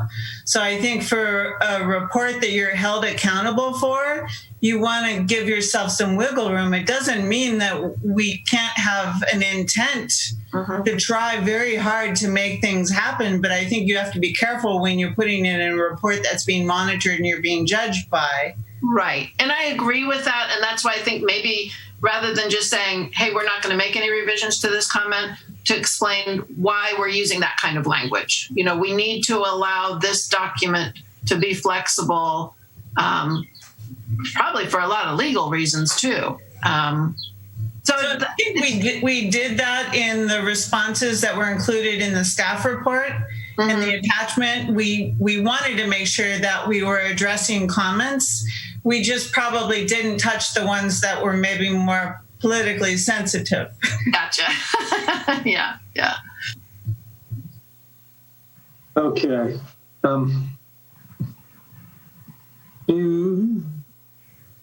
My screen went blank.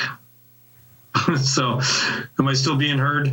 I hear you. You're heard and seen. Okay, great. Okay. So any other comments on up to 3-19 or 3-20?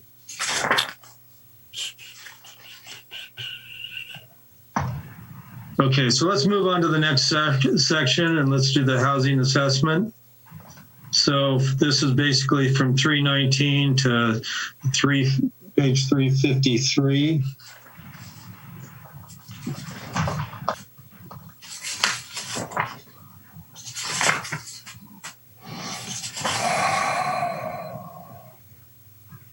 So one of the items was on page 3-20, that it just said that 57% of the housing units are owner occupied and 43% of the housing units are renter occupied. And that seemed like there was there's a huge contingent in there that are not occupied at all except on the weekends, and I don't see where that number fit in. Yeah, that's one of my problems. I think I was trying to talk about before is the ghost units don't seem to show up in a lot of the discussion. It seems like everything's occupied with renters, but it isn't. There's this that's a huge number that haunts us all through the thing, I think. We do have the table further on about the vacancy rate, and then there's actually a section in the non-governmental constraints on the seasonal units as well, and that being a special non-governmental constraint or one that is, somewhat beyond the city's control, at least in terms of the regulations that are in place historically. We can reference the vacant unit analysis more upfront if that would be helpful. So I see you did that on 3-22, where vacant units, you've got the vacancy rate for the city was estimated to be 20% in 2000 and 22% in 2017. Right, so it's just actually a little bit below the sentence that somebody had just mentioned, I think. Right. So it's next page over. But that seems to be, like Michael was saying, that's a hard number or a hard concept to put into a chart or to wrap into this document. But it's a really important concept for us here in Morro Bay. So how do other coastal communities deal with that, Amy? In terms of presenting the data or the solution to it? Both. I'm really open to your thoughts on how the data can be better presented. We tried to make sure that it was highlighted because we knew that was a big, it's a big piece of the data and it had come up on previous documents. In terms of solutions, there are a few places in the world that have a tax on second homes. That's definitely on probably the extreme end of the spectrum at this point. That has come up on another housing element. And so far, I haven't worked with anyone that's put that in their housing element, but that's been something that's been discussed. Otherwise, it's just trying to incentivize other types of projects going in, and that's tough as well. So can we talk about that a little bit, Amy, on that? You're more familiar with on that. I think this might even, help Joseph's cause here a little bit too, as a tax or some kind of a tariff on vacant homes here. Because for one thing, it is a tax on the community because we don't get the economic input from a long-term resident. What we do is we get a sudden burst on the weekends and on the vacation days. So, but how do you just square that with the interstate commerce laws and, private property rights and all of that?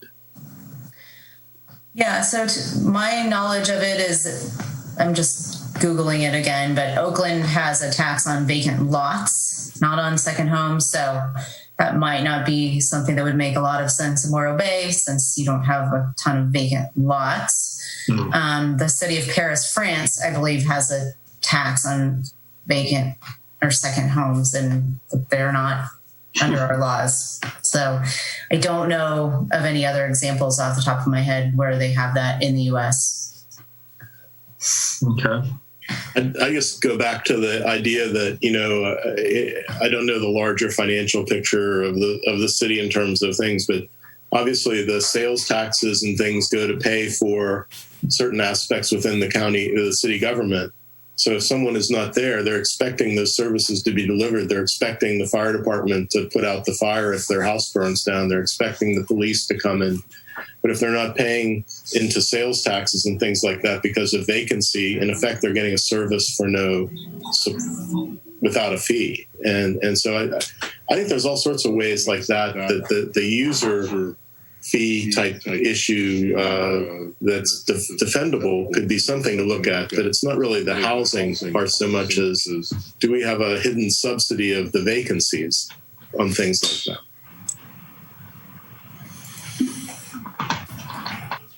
Anybody else want to chime in on this thought?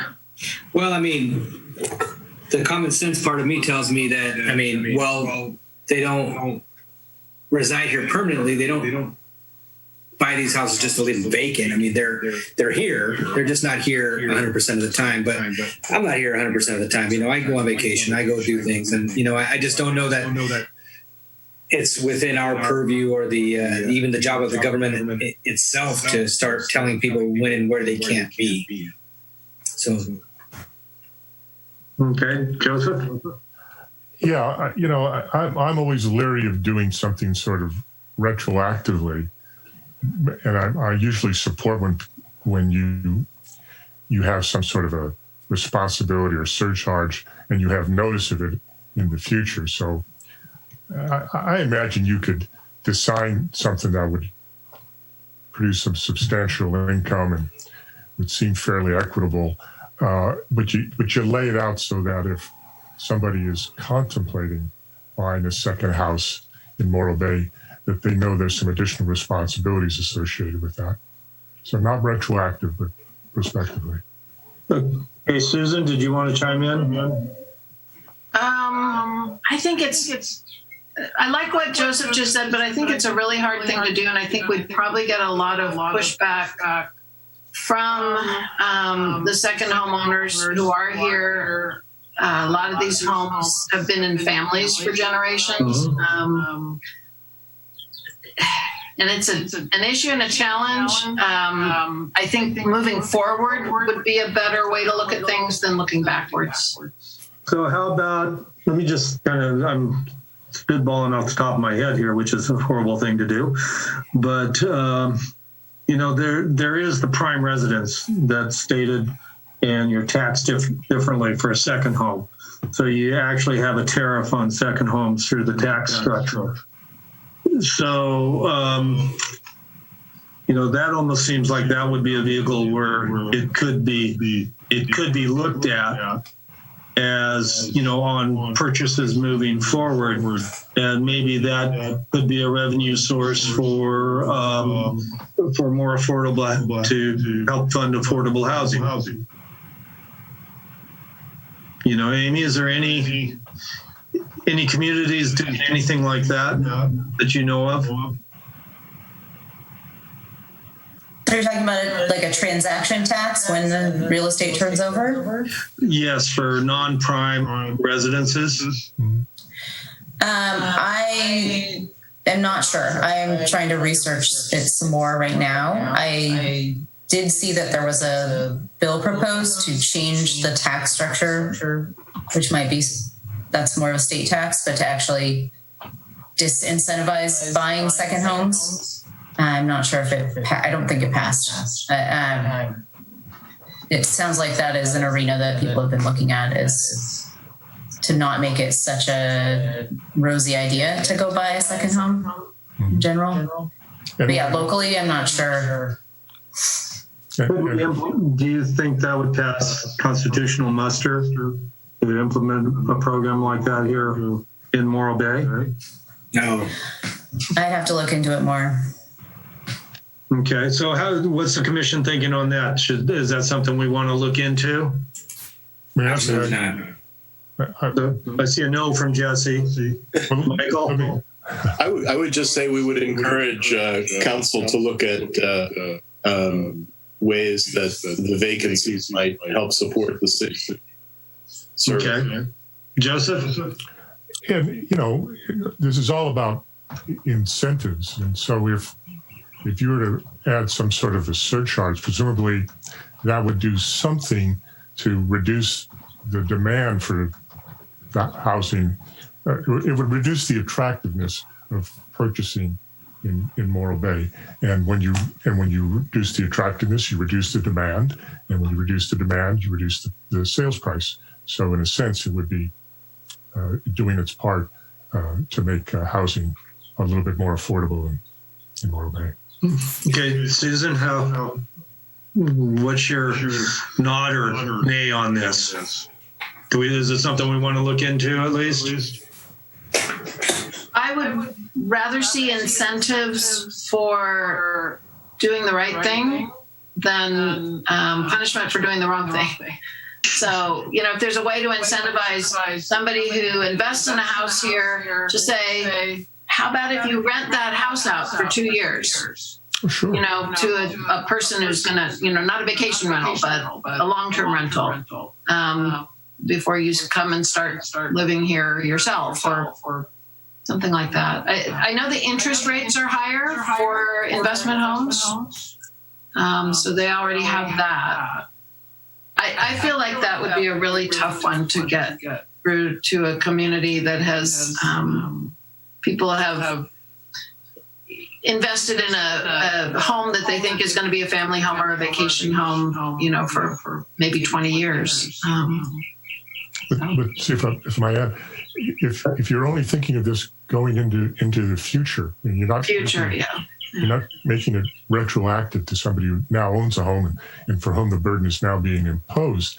You know, when you're contemplating buying a house as an investment, you know, it's highly leveraged, and you know so you're paying 20% and borrowing 80%, and then you realize that this house is going to appreciate at 5 or 6% a year on the total value. Then you begin to see where the investor is getting sometimes 15, 18% return on his money on a yearly basis, which is an extraordinary return. Okay, so you know you can reduce that a little bit without destroying the incentive. Yeah, I do think once we get our vacation rental ordinance done, and especially if we do have restrictions on how and when and who can get those and where, that may help a lot with these new investors coming in who think that's the golden goose for them. Mm-hmm. I agree. Is anybody else getting an echo? I am. It's very annoying. I wonder if AGP could play around with the echo. Yes, AGP can't really do anything about it. It's usually somebody has an extra device on, and they're getting feedback. It may also be if we muted when we weren't talking. Yeah, if we all mute when we're not talking. Thank you. That would be great. Okay, so I'm sensing we have a consensus of no on that to try to incentivize prime residences in Morro Bay. Is there? It seems like that's kind of what we've been talking about, but then how do we achieve it if we don't have a revenue stream that's tied to second homes or vacation homes? Then how do we incentivize prime residences, in Morro Bay? It's almost a cultural shift, Jerry. This one property I was looking at, I think the owners are looking for another home in Morro Bay. Young family, just need a bigger home. Until they find their bigger home, they want to do a leaseback arrangement with a potential buyer. They would prefer to have somebody come in who already lives here and wants to buy a home. And yet, for their financial situation, in a way, having an investor come in who just wants a vacation home and may say, yeah, you can stay there for a year. That's fine until you find your house, is better for them. But the cultural shift is here's a young family who actually does recognize that this is better for our town to sell to somebody who actually lives here. So that's not a legislated thing. That's not something we can put into this document necessarily, but maybe it's just something we all need to think about as a community and get Neil Farrell to write an article on it or something. It's a cultural shift and we can't legislate that. Okay. So we'll drop that item for discussion then. Maybe I was throwing it out there to see where it went, and it went nowhere. So does anybody else have any other items on 319 to 352? One thing on 323, the table says there's 48 people in agriculture, fishing, and hunting. And that struck me as really off. But if it's coming from the data source, we don't have more than 48 people in the fishing industry here in town. Yeah, we can take a look at that. That one seemed a little fishy to me. No pun intended. So was that a net number or a total? Is that another pun? Do we have any active farm worker housing in this town? No, I definitely don't have a lot of farm workers as they are kind of traditionally categorized. Of course, you do have aquaculture. Yes. But yeah, we'll make sure that's the correct number. Again, the American Community Survey is a sample, so it might be one of the places where that is not very accurate. I don't know if we can take a look to see if there's any better recent data from the fishermen. The last time I looked, their report, they hadn't had a new report in a while. So, Amy, on this, there's, on like 3-27, we're talking about mobile homes were evaluated by the city, and they found that 1/4 of the mobile homes were in need of major rehabilitation, repair, or replacement. And this was in 2004. Where are you seeing the trends on that, or where are we going on that? I'm seeing some micro homes or park models coming into some of these mobile home tracks, but I'm also seeing, a steady degradation in some other ones. So what is your feeling? Yeah, so we actually did a separate study on mobile homes, and there was a pretty strong indication that there was some rehab happening. The main purpose of the study was to assess the affordability of mobile homes. So it wasn't a conditions survey like Scott was mentioning earlier. That hasn't happened since the data that you see on that page. But it did sound like a lot of owners were looking to reinvest. And I don't know if Nancy or Scott wants to add anything on that.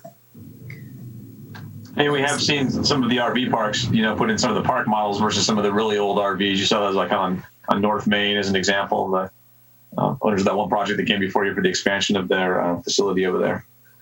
They've upgraded some of their other facilities and down that same group and done the same thing, added in, park models where they had older RVs. So we do have some of that. We do see some of the mobile home stock in town also changing out as well in some of the parks. Okay. One of the things that interested me is on 327, this idea of owner-occupied householder living alone, 985 households. That's amazing to me. That's a huge percentage of the households. If it's almost a 1-to-1 household to unit kind of thing, is that's where the demographics to me seem to be really going to swing around at some point. That I may be wrong, but that's a fascinating number to me. And on the bottom of that same page, 327, it says the housing units in 2018 were 64, 66. Is that something that we can just use the permits and get that figure more accurate for 2020 based on what the community development office has sent out as permits? Isn't that an easy number to add in there?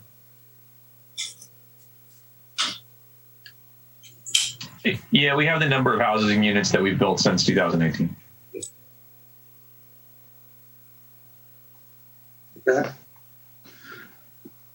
Okay, anybody else have any comments for this section? Then let's move on to, I think we're on site inventory from 353 to 367.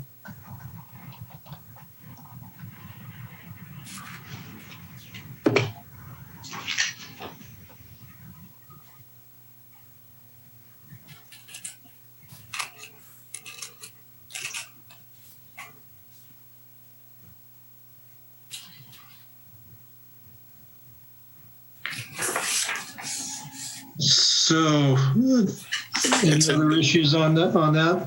I think it's just another interesting thing that maybe you were talking about before, Jerry, to a degree. On 330, the chart that shows housing units by age, that idea that 40% of our units are in that 60 to 80, 1960 to 1980 zone. It means we have less than 10% the houses are less than 20 years old, which just shows you the kind of age of the, as we replace those over time, the energy, it's just energy savings, and it's just going to be spectacular.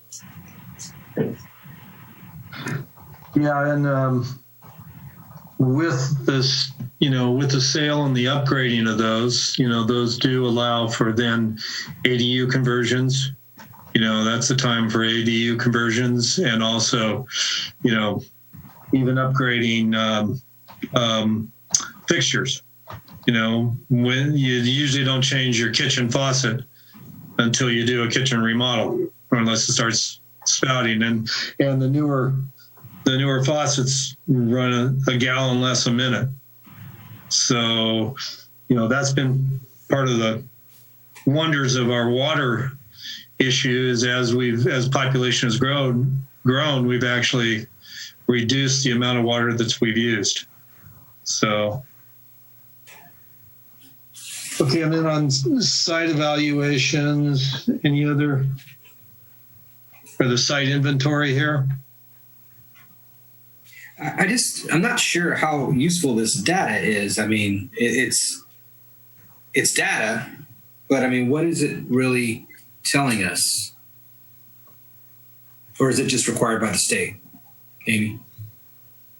Which data are you talking about? Well, like for specifically, like table H18 as an example. I mean, I'm not even sure what to make of the, it's on page 3-35. It talks about housing conditions.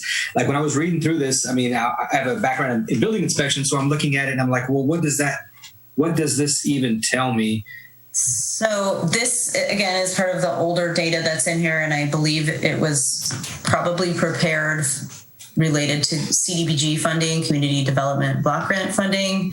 And there are really, just like with the housing element, there's really specific things that they want to see what a community is eligible for that funding. In this case, it would be for rehabbing homes. So I believe that's why this is in here. I wasn't sure what to make of that table. So. A lot of times when a jurisdiction does a housing condition survey, it's funded by CDBG funding. And yeah, they have a very specific formula that they require when you do the survey. I think in that case, though, that H18, that's 2004 material, which, you could say, wow, it's pretty old. But on one hand, it just helps to see, wow, at that time, they thought 25% of the housing or more was dilapidated, substantial, or needed, moderate amount of work. And I think the more of the vacancies you have, the less opportunity there is or interest to maybe keep those things up the way someone would that might be living in it. And I don't know if they go hand in hand, but it just shows that there's a lot of old housing stock here that could be upgraded.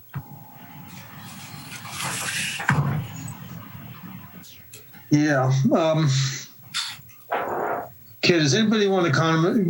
We've got the infrastructure problem comments on 358. I thought that was, at least stated what we've got and what we're doing as far as the sewer and the water. And I thought that was a pretty constructive and pretty succinct review of that. Did anybody have any issues with that? Mm-mm.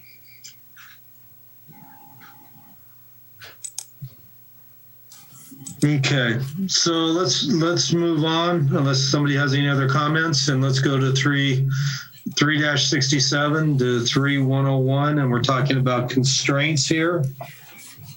Oh, I'm sorry. Go ahead. I actually had a question. I didn't know where we were about the overpayment part of this, page 3-41. I'm sorry. Speak up. A little behind here. Yeah, Jesse. Page 3-41 talks about overpayment. As it result, I mean, how do they collect this data? I guess is my key question. It's a survey that's conducted, and it's basically looking at overpayment generally it means people are paying more than 30% of their income towards housing costs. That's regular overpayment, and then there is the 50% or more. I think both are shown in this table. That's severely overpaying. And so it would be surveying people in Morro Bay to see how much they're spending on their housing costs. So it's actually a survey that's done. But right. Was this self-reported? Is this like a... I believe so. Okay, so I mean, the data is subjective, or not subjective, that's the wrong word. I don't know. The data, it seems, wow, never mind. It's a comment. I'll leave it alone. Thanks. No problem.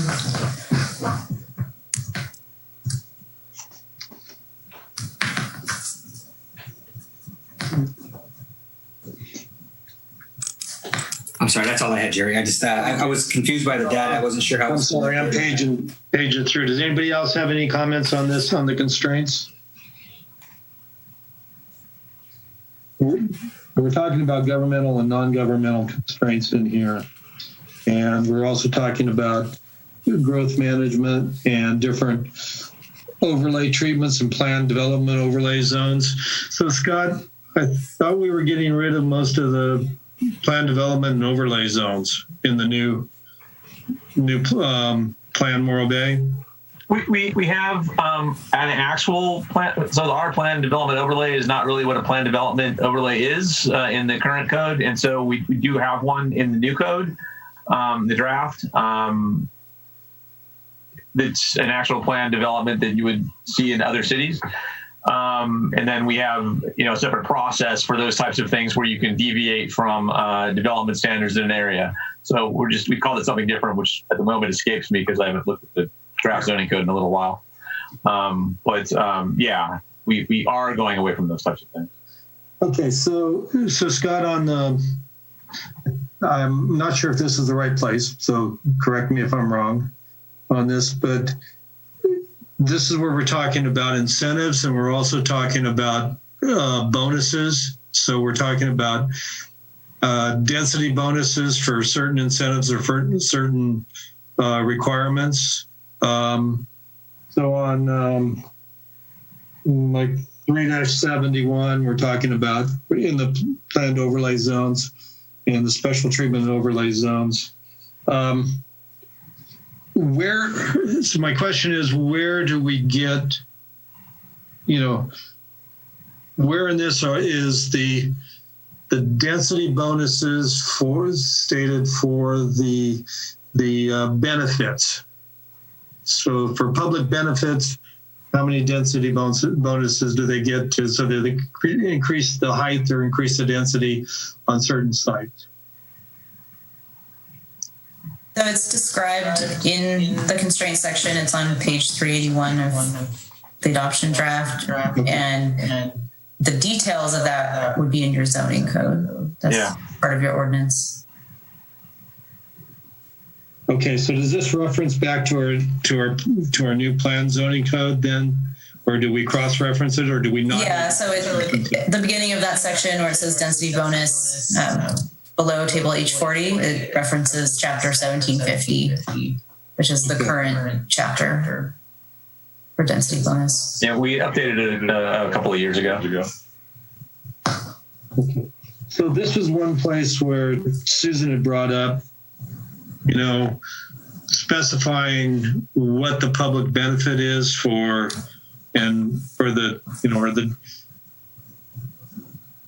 what we were required to get public benefits. We were going to codify that somewhere. Are we going to codify that here in the housing element, or are we going to codify that in the zoning element?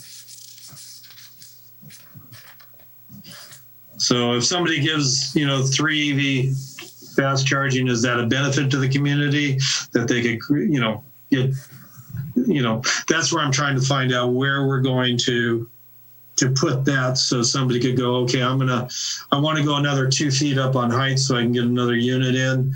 Do I plant 40 more trees somewhere, or? Yeah, that the intent behind that was to be located in the zoning code. Okay. Okay, so we don't need to put that in here in the constraints or in the housing element. Not housing related, I think it's covered under the summary of the density bonus section of your ordinance. And if it's not housing related, then it would be in other parts of the general plan. Yeah. Okay. If I'm understanding all of the things you're referring to, because I think, yeah, there's many different types of public benefits. It has to do with our plan development overlay section of our zoning code that exists now. I mean, you have to, if you do extra public benefit, you can get deviations from the standards, but there's no parameter that's in it. So, right. So the commission has wanted parameters like if you do X, Y, and Z, then you can get this, as opposed to it just sort of being a one-off every time. And again, the new state laws will require you to do that in your code. Okay. I know I keep referring to them, but they are extensive. And they're just getting rolled out. All right, and the density bonuses are increased, right? I mean, these density bonuses are out of date? Right. Your current code needs to be updated, and I believe that's called, I mean, it's already happening as part of your zoning ordinance update, but we specifically call it out in Action H115. It gets updated on almost every year. So it's not that the city hasn't been doing what they're supposed to do. It just keeps happening at the state. We're a coastal city and can't keep up with the changes. For sure. Amy? Okay, so does anybody else have any other items they wanted to bring up on this? Or Yeah, I had just a couple of things. Okay. With respect to the density bonus, I mean, is there anecdotal evidence or any kind of evidence that the developers generally consider the bonus provisions adequate incentive? I mean, is this something that's typically done in all jurisdictions, or are we sort of at the low end of what we're giving away as a bonus? I'm just curious about that. Well, I think state law has been expanded so much that, in particular last year, which is what Commissioner Barone was referring to, that there are just huge bonuses that are now available, especially if you do all affordable projects. I think anecdotally, there are a lot of examples where that law is being taken advantage of in our county. I don't know. I haven't heard any input like on this housing element process about density bonus in Morro Bay. I don't know if the staff has gotten any recent input. Again, the laws have been changing a lot, so it may be a couple years before we see what this recent set does. Yeah, I mean, one of the ones that you all remember was for the Haslow project. We told you that because it was all affordable, they could get an 80% density bonus, which exceeds the hours for an all affordable project. We would entitle you the 35%. And we were talking about putting in parameters. It says you can go over 35%, but it doesn't give you any parameters for it.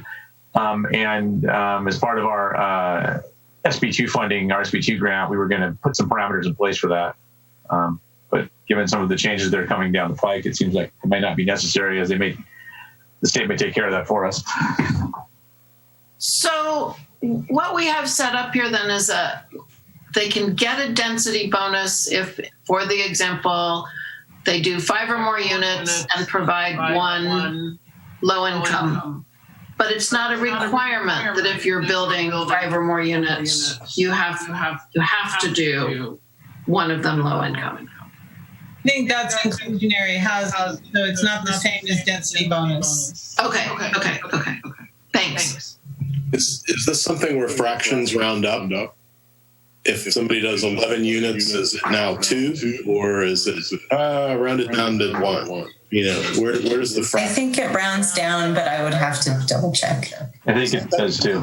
That's a big thing, because it should be because we don't have lots of people coming in here building hundreds of units, but we might have somebody coming in at that threshold between some of those lower numbers. It should be pretty explicit as to where we get the benefit of giving the bonuses away, or that they have the in lieu if they don't choose to do that.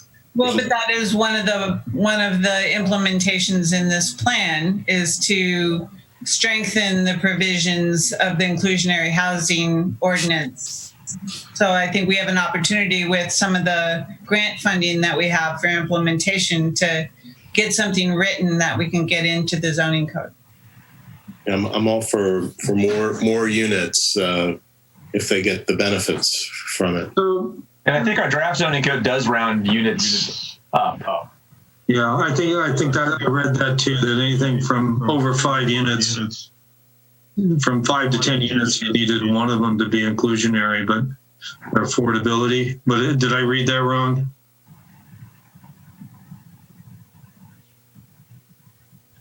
Amy, did you have? Sorry, I'm not sure if you're referring to the zoning ordinance or. No, it was to the housing element here. I thought it was that any development over 5 units, from the 5 to the 10 units, that it needed to require one unit is affordable, or and then so that would be over the 10% minimum. So typically it was 10%, but I think in this housing element, we boosted it up from 5 units to 10 units. We would require one affordable units. Am I correct in that, or did I read that wrong? Yeah, I'm just trying to see which part of the description you're referring to. So the 5% density bonus increasing by an additional 1%.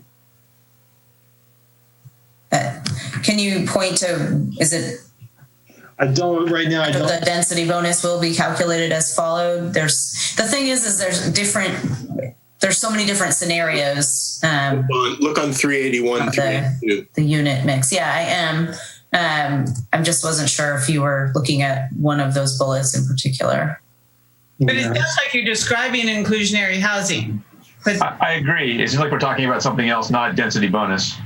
Okay. Right. No, we're off of the density bonus. We were in the inclusionary housing. Oh, okay. Sorry. On those pages, it's the density bonus section. And that's in our zoning code. Okay.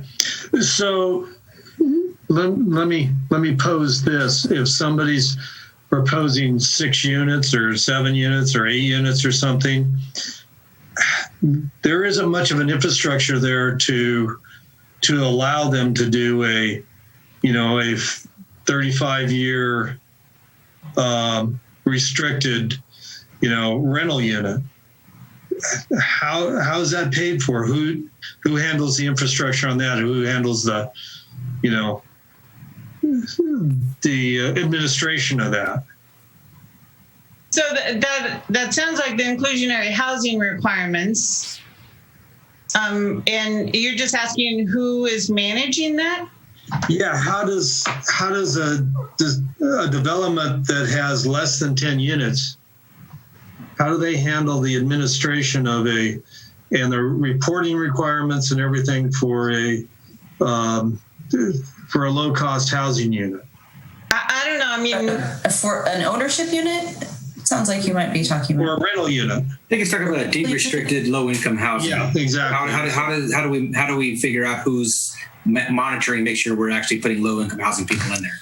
So if it's go ahead, Nancy. I don't know that we do monitor the income, but we have a deed restriction that commits them to provide affordable rentals or sales, whatever they committed to, for whatever period of time we've required, which I think historically has been 30 years. As I understand it, Jerry, it's a tax thing, and it's a year-by-year tax thing. So I mean, if you're having to submit proof that those units were in fact low-income rented, or you don't get the tax break that year. Well, that's my understanding of it. That's if it's a tax credit deal or subsidized. But if it's just a commitment with the city and not through some other federal or state organization that's monitoring, then it's not monitored. So for an example, for a for sale unit, Morro Mist has 2 affordable units, and so Cindy Jason, our senior planner, has been working with them on the qualification for the purchase of those 2 units, and so we're doing the qualification, for that. It could be through a third party. In fact, the applicant, for our affordable housing project, Haslo, will sometimes take that on. You pay them a fee, and they'll do the qualification process for you. It just depends. There's a lot of options out there. There's no set requirement from the city standpoint. Okay, it seems like a lot of administration costs for a small development. A lot of when you're getting down to, if you're dealing with 35, 40, 50 units or something, you have the infrastructure in-house to do that. But if you're dealing with 1 to 10 units, you're basically going to be a small developer that, is probably, doing one-off projects and stuff. So I was just curious on the mechanism or how it's enforced, and it just seems like a lot of restriction, a lot of burden placed on a small developer, so they may not even develop those lots to that above the 5 units to avoid that. But the developer would probably be selling these deed restricted units, immediately after construction. They're not going to typically hold on to those for, the 35 years. Yeah, unless they're going to rent them. So you'd probably restrict your development. Instead of doing 8 units or 7 units, you probably restrict it down to 5 units, and you'd probably break even on that by not having to do the low cost housing. Well, although they may not get approved because we have a no net loss requirement, so we would want to encourage development to maximum density. It's actually on this, the developer can't be restricted from doing that. Okay. Under the no net loss law. No, I'm just talking about from a planning standpoint. The city approving a discretionary permit would encourage maximum density. Okay. Maybe we're all talking about something different. No, we are talking about the same thing. It's just going through, the thread goes through all of these documents on this. And so it's trying to keep it consistent and trying to keep the incentives there so that you don't burden the developer, so the developer doesn't try to eliminate the low cost housing, so that he doesn't get caught with he or she doesn't get caught with the burden of the administration over the next 30 years. I think, what has happened in a lot of other places where inclusionary has happened more is that those smaller projects tend to pay the fee, and then a bigger developer like a nonprofit that is building a larger project of rental units would then, have more of that infrastructure to manage them, and the fees would get used to pay for those bigger projects. So subsidize those bigger projects. But aren't we disincentivizing the in lieu fees through this document? No, we can require that they provide the actual number of units, and probably would. Okay. Unless there was a very good reason for them not to. You want to have the ability for them to pay in lieu fees, because there might be issues that come up related to the development that just don't make it feasible. And so they need to have some, means to address that issue. And so providing fees is one way. Okay. See, as we have such small lots here, we don't have huge tracts, that will be developed into more affordable housing. I think this is going to come up more and more. So, I think the ADU ordinances and the, how they're going to proceed in the future, I think they're going to take care of them pretty much by themselves. I know that's not an opinion that's shared by the rest of the commission, but I really think that these are affordable units by virtue. So I think it'll almost take care of itself. Yeah, this was more for a multi-family development. Yeah, our inclusionary requirements is if you have over 5 units, then you're either paying the fee or you're providing 10% of the units available at affordable rates. Okay. It just seems like maybe if we had, once again, if we had a city-based program that could help administrate that, it may be easier for developers to take it on, on the small 1 to 2 units in there.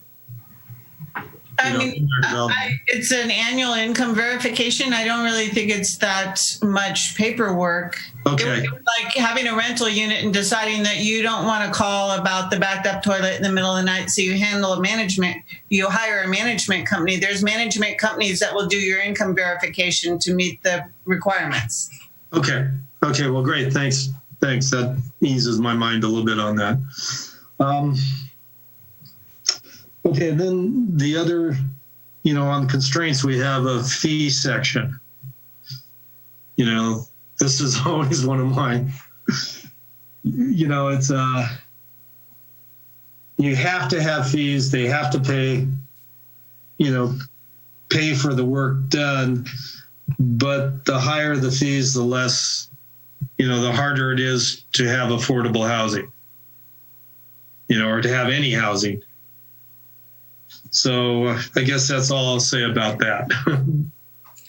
I guess the other thing I would say is truth in advertising is it would help if at the time we published this, we showed what the same thing would cost in SLO City or SLO County, because we've got bargain permits here compared to building in Los Osos or building in SLO, and probably by 30% plus. So my biggest concern is if the people building these things don't pay for what's necessary, it's being subsidized by taxpayers or the city somehow. And I don't think, unless we're talking about some kind of benefit for the people doing the lowest income or lower income housing, we should be giving people subsidies when they build. I think that's a major conceptual piece that it's an economic one. As opposed to a physical bricks and mortar thing, which is maybe more of our purview. But I would be very concerned about subsidizing developers on fees that can be demonstrated to be necessary for them to contribute to the city. Anybody else want to chime in on this? Yeah, can you guys hear me? Not very well. Any better? Okay. Yeah, and also when you unmute your speaker, we started getting feedback again, Joseph. Sorry, I should stop talking. No. I think your volume might be too high on your headphones. That's what I had to do. Oh, okay, let me try that. So I think my volume on my headphones was coming through my Mac. Yeah. Is that any better? Okay. Yeah, that's better. Oh, okay, good. What was I going to say? You were talking about fees. Yeah. Gosh, the thought just escapes me now. Damn it. Well, I was going to bring up something else anyway. So maybe okay. The process it'll occur to me. Okay. I'll just bring this up just so you guys get this is just for your consumption. You can't hear me? Oh, you're cutting in and out, Joseph. To me. Okay. Well, let me try. It's about $32,000 in fees to build a 1,500 square foot house, and it represents about 6% of the cost. Which I think I remember doing the math was around 500,000 or 550, something like that. But a little later on, I think it's on page 99. It says that the average cost for building a house, a 1,500 square foot house, is just slightly under 200,000. So I just wondered, and I might be wrong in my numbers, but there seems to be a disparity in those two statements, and I just wondered why. Yeah, so the second number that you referred to is just the construction costs. It doesn't include the land. Oh, so the first one, when you say 6%, does include the land? Right. Aha. Okay.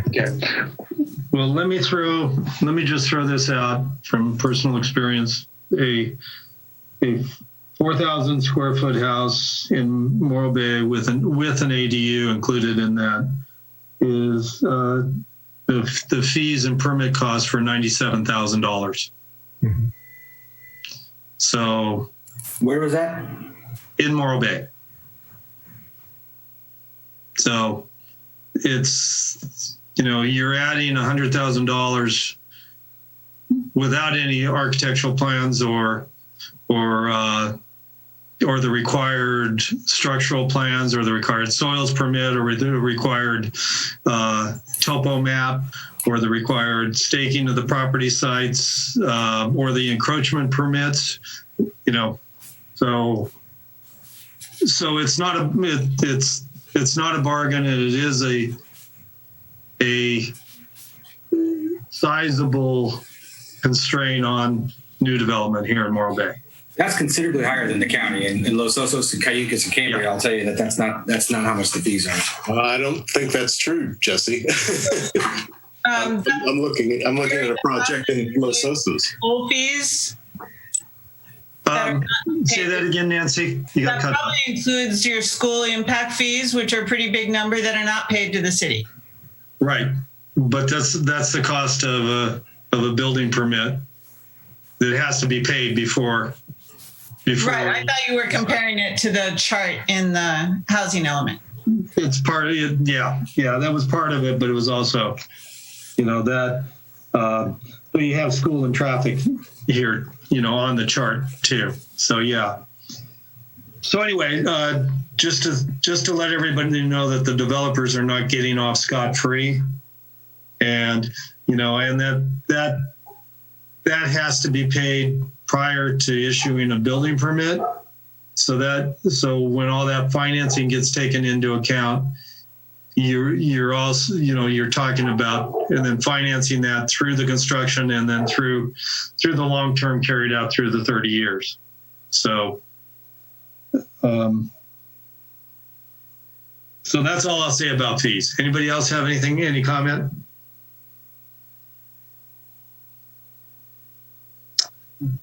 Okay, so let's move on up into 3-101 to 3-107, and this is the energy section.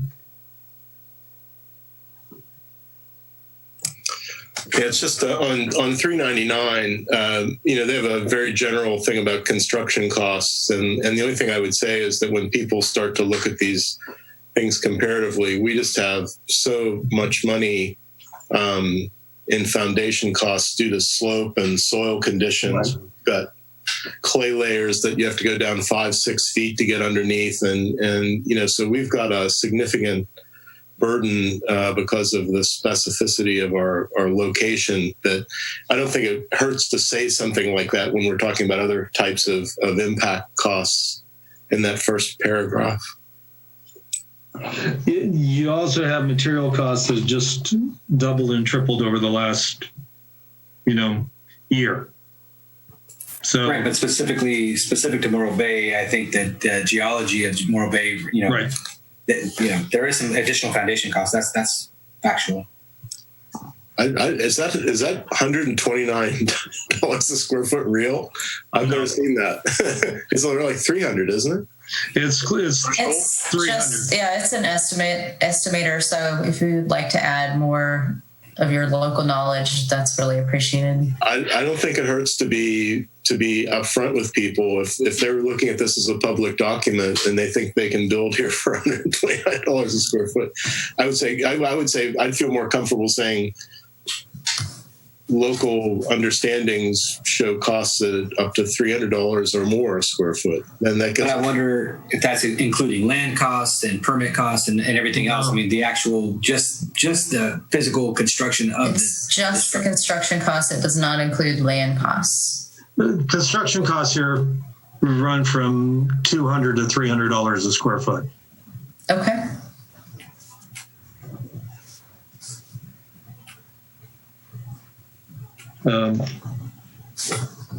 Jerry, I have a question with respect to the in lieu fees, the inclusionary in lieu fees. Do those fees that are collected, are they from time to time offered to a later developer as some kind of help in making his project pencil out? Is that, or do they simply go into a big pot where someday the city might decide to attract a partner to build something? How does? We use them for that Haslow project that you guys reviewed a couple of weeks ago. Made a request for $150,000, I think, and the city council granted that. And then a fee deferral process for some of their fees as a deferred, to take them as a deferred loan for a total of about $500,000, I think, worth of fee reductions or loans. So now that was a public agency or a partnership anyway. So I would imagine the documents are what I'm getting at is if a private developer were to come to the city and make a request for some of these in lieu fees, how do you vet the developer to substantiate that he really needs the money, as opposed to he's just trying to eke out more of a profit for himself? I imagine you have to look at some very proprietary information, right? Well, it's a lot easier when you have somebody that's coming forward building mostly affordable units, because they're going to be likely going after tax credits, and so getting other forms of funding is almost mandatory for you to get in to qualify to receive those tax credits, because it's a competitive process, and getting multiple sources of funds from different areas makes you score higher. So. So you'd have to evaluate the project and the number of units they have, and look at what they're doing. Like what's the request, and what are they providing the city, and you sort of negotiate it. We don't have a whole lot of in lieu fee money left now. We'll pretty much depleted the fund with the latest allocation. Okay, but that answers my question. It's basically just based on professional experience, and yes, you do allocate the monies from time to time, as opposed to letting it accumulate so you have a much larger sum to do a project by yourself, something like that. Okay, I get the answer. Okay. I have, a couple, just like on 398 in the energy efficiency in individual homes and stuff, they're talking about fluorescent indoor lighting and halogen outdoor lighting. I think we need to change those terms to high efficacy lighting, because even LED lighting, by the end of the 8 years that this document's going to be here, there's going to be new lighting solutions like OLED and paintable luminescent wall paint and all of that. So, I don't think we should be, at this point, we shouldn't be pushing for fluorescent or halogen lighting. Similarly, I've got to tell you that they also have gas rather than electric or propane, and right, needs pushing to get all electric homes now, and the technology of the electric, the heat pump water heaters and the new electric ranges that don't operate on the old resistance principles are different, and those seem to be dated. You might want to either take them out altogether. Or, yeah, and one of the good things is we live in California, and most of this will be taken care of in the Green Energy Code, the update to the new codes. So it already has. Yeah. It's just I don't know if we want to be, specifically stating items in here that are outdated even now. So. Anybody else have any? I was curious, is the electric cheaper than the gas? Susan, you didn't come up on the video. Do you have your video locked? Yep, sorry. Is the gas is the electric actually cheaper than gas with the new technology? Because generally the gas bills are a whole lot lower than electric bills. What PG&E is trying to do is get to super high sealed buildings for energy reasons, and when you do that, the indoor air quality of the gas appliances is actually very detrimental to your health. Mm-hmm. That's going to be the big push that you're going to see in the next few years. And so they've come up with, I'm not sure, I haven't seen them myself, but they're talking about magnetic kind of transfer of energy for the heating, for the cooking, and none of the electric hoods work with gas very well. The indoor air quality is bad, but no, gas is definitely cheap. But when you consider you have to put another infrastructure in the house with piping and upkeep over time, they're thinking that the electric, with the less draw and the photovoltaics on the roof, since we're all supposed to be doing rooftop solar in the future, it should be all electric house. Wow. Yeah, back to net zero, you want to be able to produce as much energy and store as much energy in a house that you're using. So basically you're self-sufficient. And like Michael was saying, the carbon monoxide, aspect of having a gas-fired appliance in your house is dangerous. So Yeah, and you have the induction stoves are really efficient because they don't heat anything but the food. Are they as responsive as gas, though? I can't imagine cooking on an electric stove. No, Susan, it's totally different. It's more, it's much more responsive. Very different. Yeah, you can't heat a tortilla on an electric stove, I'll tell you that. The city of San Luis just passed this. This just got passed in City of SLO. So if you want to do some extra fun, video watching or reading, you can see but they aren't going to input on both sides. They aren't going to do right by the tortillas. They are not. Say that because you have to put it on the live flame. You have to be on the live flame. Cast iron. No, the one thing, just a funny aside, the one thing about, I put in a lot of induction stoves, and they're great, and every client that we've talked to that put them in, they love them. One of the things that you can do with them is you put a paper towel over the glass surface, set your pot on it, and then it'll actually heat the pot to almost red hot through the paper towel. And then anything that spills over, it goes on the paper towel, and you pick up the paper towel, and the stove's completely clean. That's crazy.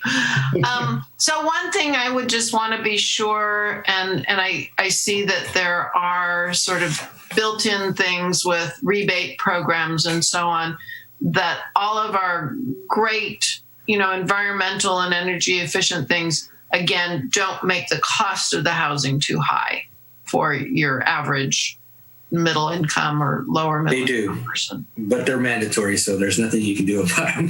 So then Susan, they're also long-term payback. So that's right. Long-term. Yeah. Everything in the long run pays off. People who did photovoltaics like me years ago, it's paid off twice as much in time period. It's a upfront cost, but it's a long-term savings. So, that's. So, are there programs and ways to help people just get into this, or does this mean a lot of people are just going to be stuck in rentals for the rest of their life? No, there's community. Our community power. Community power association that we joined. They're doing more renewables. They're requiring renewables. You also have lease back, what they call PPA agreements, so that you can have solar panels put on your house with zero upfront costs. Nice. They reduce your bill like 15%, 15 to 30%, and the long term, and you basically lease them for 25 years. So there's different methods to get this. To get into it, it's like, if you bought your car, you don't buy all the gas at once that you're going to use for the next 15 years. If you did, you would buy an electric car immediately. But most of these are going to be most of these programs are state mandated, and are going to be, and they're going to be in the building code, and they're going to need to be upgraded when you're doing major remodels on your housing at this point too. So, well, that's a fun part to talk about. So do we have anybody else on the energy section? Okay. Then one thing, Scott, are, in the works and for the city, are they going to require, at what point do they require upgrades for the energy code on a major remodel, or what's the cutoff point on that? I know the fire sprinkler was, I think, is at 50%. Am I right on that? I have to go back and look at it again now. Okay. That was just more personal information. I believe it was 50. I think you guys got congruent with the county on that one. Yeah, we did make it consistent. That's correct. Okay, cool. Okay, so then we've got the review of the Jerry, to answer your question about the energy efficiency. So basically, the rule is if you replace it, you replace it with an energy efficient unit. Right. If you're replacing windows shall comply. If you're replacing insulation shall comply. That's kind of the rule of thumb. Okay, thanks. Sorry, I didn't answer that part of it. Got stuck on the other part. I didn't know if we had a square footage requirement anymore here in Morro Bay on that. So, okay, so then we have review of previous housing elements, and this gives you it goes from table H45 through I think page 123 through our goals and implementations. Does anybody have any issues with that? Comments? I would like to, if we could. Okay, sure. Right in. Kind of an overview, kind of echoing what Betty Winholtz was talking about is kind of the language and the kind of the passive language, the shoulds, the woulds, the coulds, generally throughout this whole implementation section. And when feasible, those types of language. That type of language just seems to me to be kind of inconsistent with, consistent enforcement. Number one. Number two, being, making it subjective. That's my general comment on the whole thing. So. My only comment on why we use language like that in the housing element is because when you're doing implementation items, that's usually, dependent on staff time. It's dependent on the ability of the city to fund those actions. And that's typically something that comes up through the city council's goal setting process and then followed through by the budgetary process. And so if you're saying you're absolutely going to 100% do these and you put the timeline, it's going to be done by this date, you run into problems with that if you can't do that because you have budgetary constraints, there's no money available, or you don't have staffing, all of which are issues right now, right, under the situation we find ourselves in now with reduced staffing levels because of COVID-19. And due to budgetary constraints that the city faces along with most other cities. So that's why you have language kind of like that. Now, can we work on that? Probably. But that's why it's in there. And that's why it raises concerns about, changing it or making it, too prescriptive. That makes sense. And it's not anything specific. It was just kind of in reading through this, it seemed almost passive to a fault. And I don't want, And so maybe you can go over, if we want, we can go over them and see if there's areas where we can add it or change it, or depending on what the commission's preferences. Okay, so I would like to go to, and we can flip back in case anybody else has any other issues, but to goal 5, the homeless. Once again. So Scott, what did we decide? I'm sorry, I'm starting to get blurry-eyed here coming to the end of this. What did we decide about implementing or, looking into the possibility of handling more of the homeless situation here, in situ here in Morro Bay rather than passing it off to the more regional agencies? I mean, it's a staff capacity and a budgetary issue. So he doesn't have money for it right now. Yeah. We even tried to go after some grant funding just to do, create a warming center at the Vets Hall, but we weren't successful in that effort. We're a small city. Comparatively on the homeless front, we don't have as many homeless folks as many of the other jurisdictions around here. So that's kind of the problem. It's like any place else. It's just we have budgetary issues as it relates to that. Doing anything significant like creating shelters and things like that, we'd have to have somebody come that would want to partner with us. One of the issues I have is that I think we're going to be running into a major eviction trend coming up at the end of this COVID.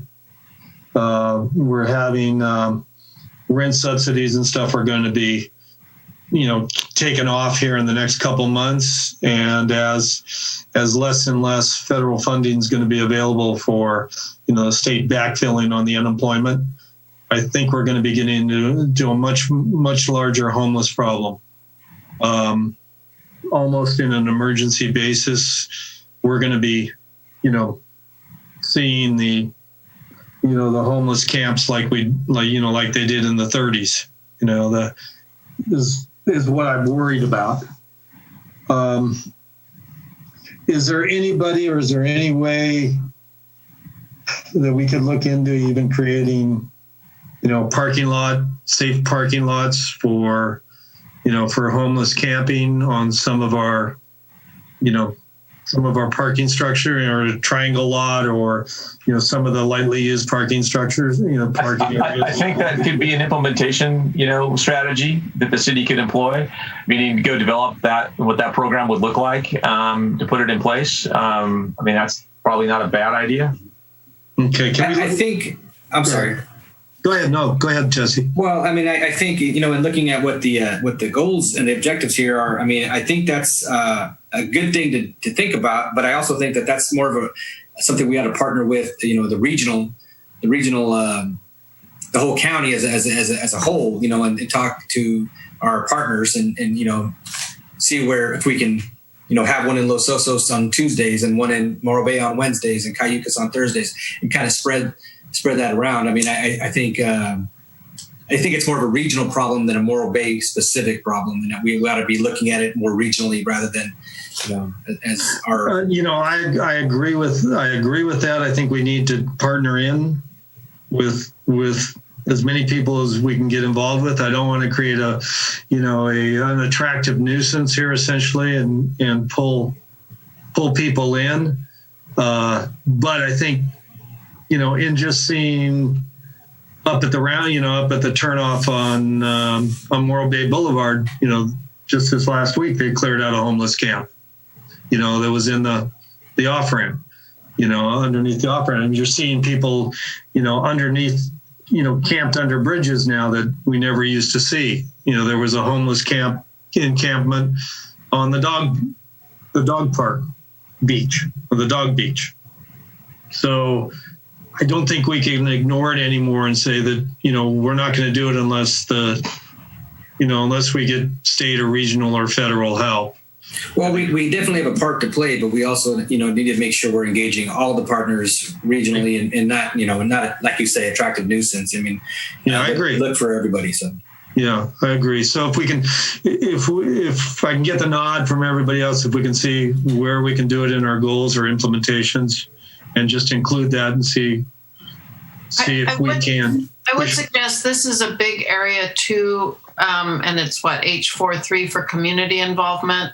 I think it's going to be too much for our city with its budget to take on. I do know that there are some of the faith-based communities that are allowing parking in certain areas, whether that's legal or not. Just because I know and have talked to certain of the folks who are utilizing that. Don't know how much we've talked with Sharon O'Leary and the Resource Center, but there are people in town who have quite an insight onto who's here and what their needs are and how to help them. So I think working more with that and doing that outreach to some of these other groups that are very caring and are trying to find ways to help. That's key, I think, is the document should act as a catalyst to help bring the other forces together. We should have something that says we recognize the homeless situation. When the unemployment goes, what was it, 3.5% to 18% or something like that, and then you have we're in a very unusual time, so we have to be open to how this document speaks to that particular housing community, which is one of the things in the beginning when it says we have to identify the problems and what if you don't identify it as a problem and admit it's a problem, so this is good. In the 3.119, it talks about the older motels as potentially, SROs. And that's kind of the maximum build thing. The minimum thing is look at the ability to have temporary spaces that are in appropriate areas or pre-identify appropriate areas for, it's almost like an emergency response thing. Yeah. That's how Yeah, that's kind of what I was looking for. And I'm not saying that we should take this on as, totally ourselves, but I think we need the goal, and I think we need to have that in the document so that we're working towards something, and that we can bring in the other communities of interest that can help us out with this. Absolutely. I think the county has already got something similar to this going on. At least they did during COVID. They had county workers actually manning parking lots that were, lit and guarded by, or not guarded, but, somebody was watching so that you could sleep peacefully, and, they had porta potties outside. And I think it was a great thing. And I think would be very, very well appreciated to jump in and do our part for that. So. Yeah, I'd like to say I would agree, and the situation you're suggesting, Jerry, is atypical in that we are likely to have very unexperienced people homeless this time. And it's one thing if you have a history of homelessness and have in some ways learned how to cope, but we're projecting perhaps people who really aren't at all familiar with just what you have to do to survive being homeless, and that's very serious. And I think it's, I think it's important to have people not lose contact, and not go, basically not go outlaw on this, so that they can be, brought into whatever resources are available. They can then be utilized, so they'll have contact with that. I think that would one of the main benefits of doing something like this to their help. So Scott, if we can, I'm not sure how to word that or where to put that in this document. Well, I mean, you have the homelessness section. The homelessness section is in goal 4, page 4. Sorry, page 3-142. There's a number of things in there that also talk about regional collaboration, to address homelessness issues. There's nothing specific to the item that you came up with, which was maybe providing, a place for them to go internally inside the city, like, create a plan for, temporary parking for homeless folks, and develop a plan for something along those lines. That could be an implementation action, a second implementation action. 4.1.2, I guess, could be added under there. Okay. That seemed good. If we can add it in there on that, I think that would, that would be helpful. Okay. And then that might even help us go, stated that, when we're looking for grants or looking for, for backfill on the, for the program, that we have it already implemented in our housing element. Okay. I think we can look at something along those lines. Does that make sense, Amy? Okay. Yes. I don't think that the state, that wouldn't be an issue in terms of the review that's already happened with the state.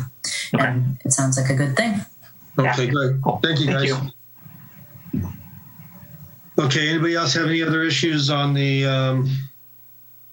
review section?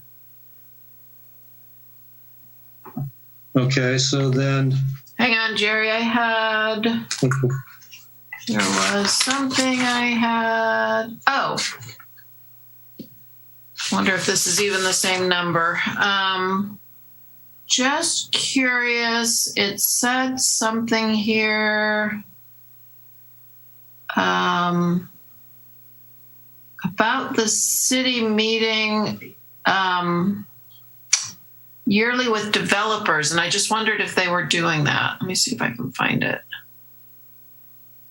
If there's any sort of, everybody comes together and talks about needs and goals and what developers are feeling and doing and all that kumbaya stuff. We do meet with them regularly. I know, through the contract that we have with the chamber, Erica's working on some of that right now as well. So that is likely, at least in the near term, how we address that type of thing.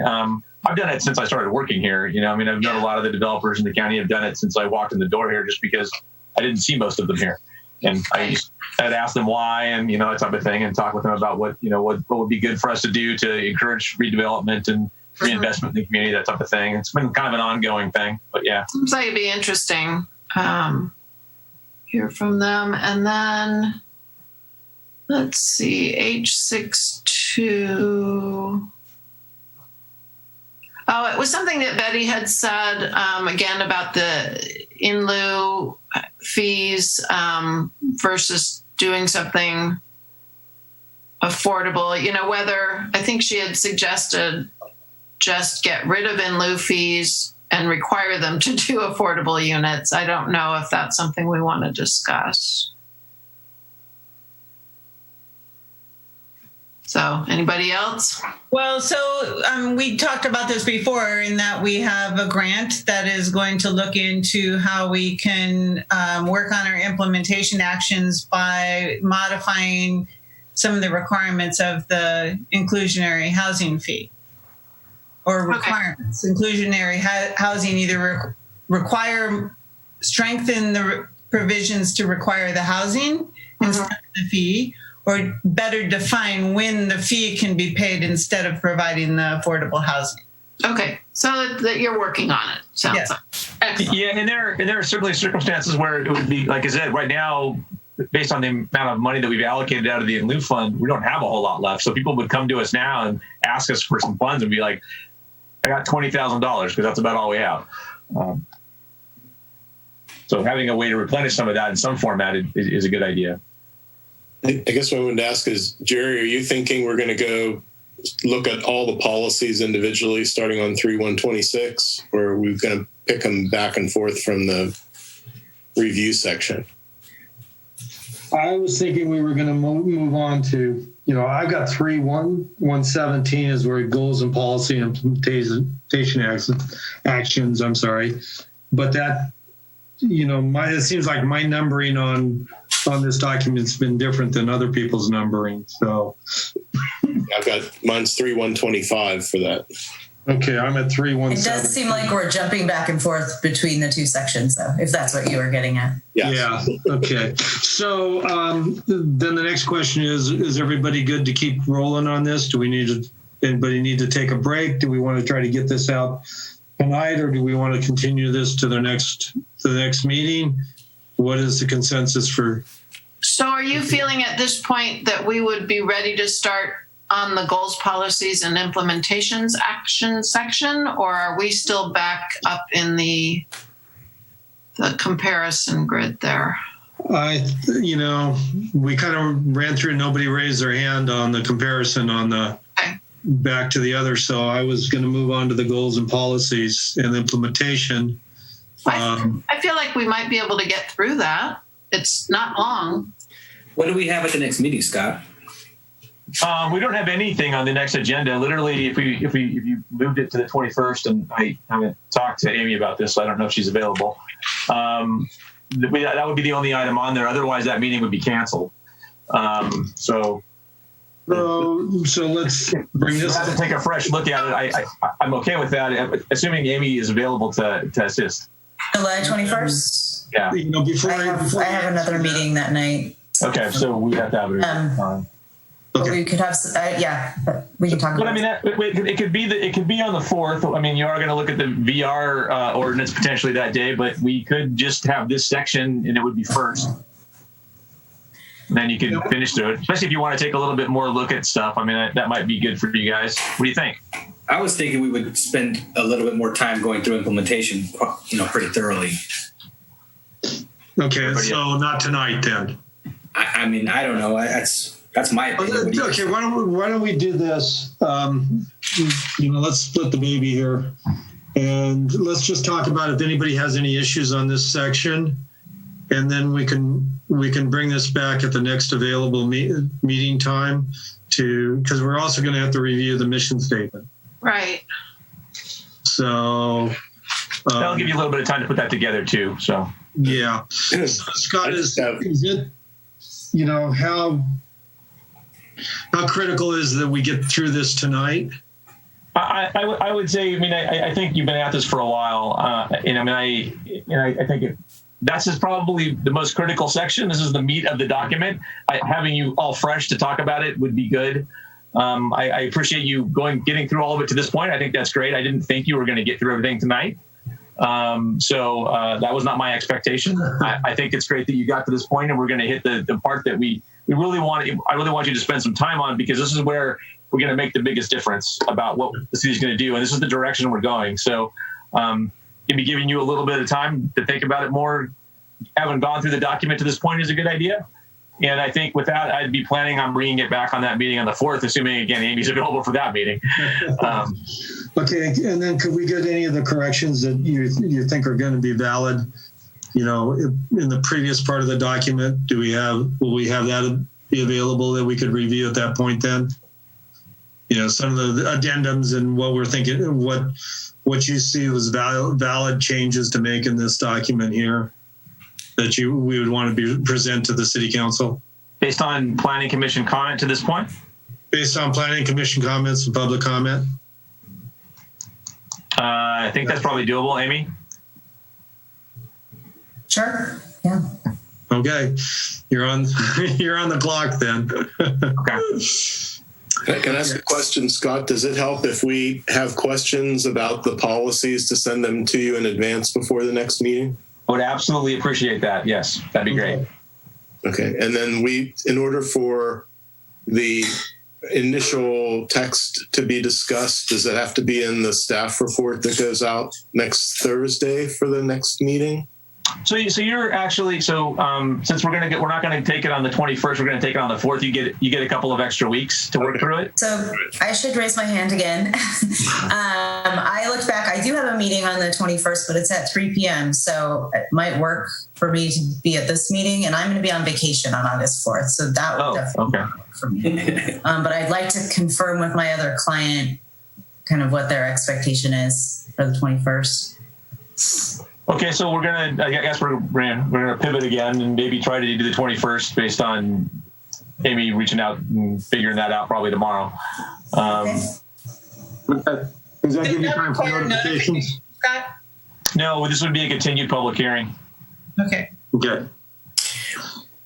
Well, Scott, would it be possible to do this without Amy for the first maybe half hour if she had to jump in late? Yeah, we certainly could. Yes, we can. Okay. Does anybody want to bring up? Optimistic. I just, it depends on how long the South Pasadena Planning Commission tends to run, and I don't know if they have other agenda items, so I need to check in on that. Okay, that's good. And like I said, we could pick it up ourselves, so I don't think it's that huge of a deal. Okay. Does anybody want to have any statements about the goals and policies, just to give a heads up for the next meeting, or we want to continue this item at this point?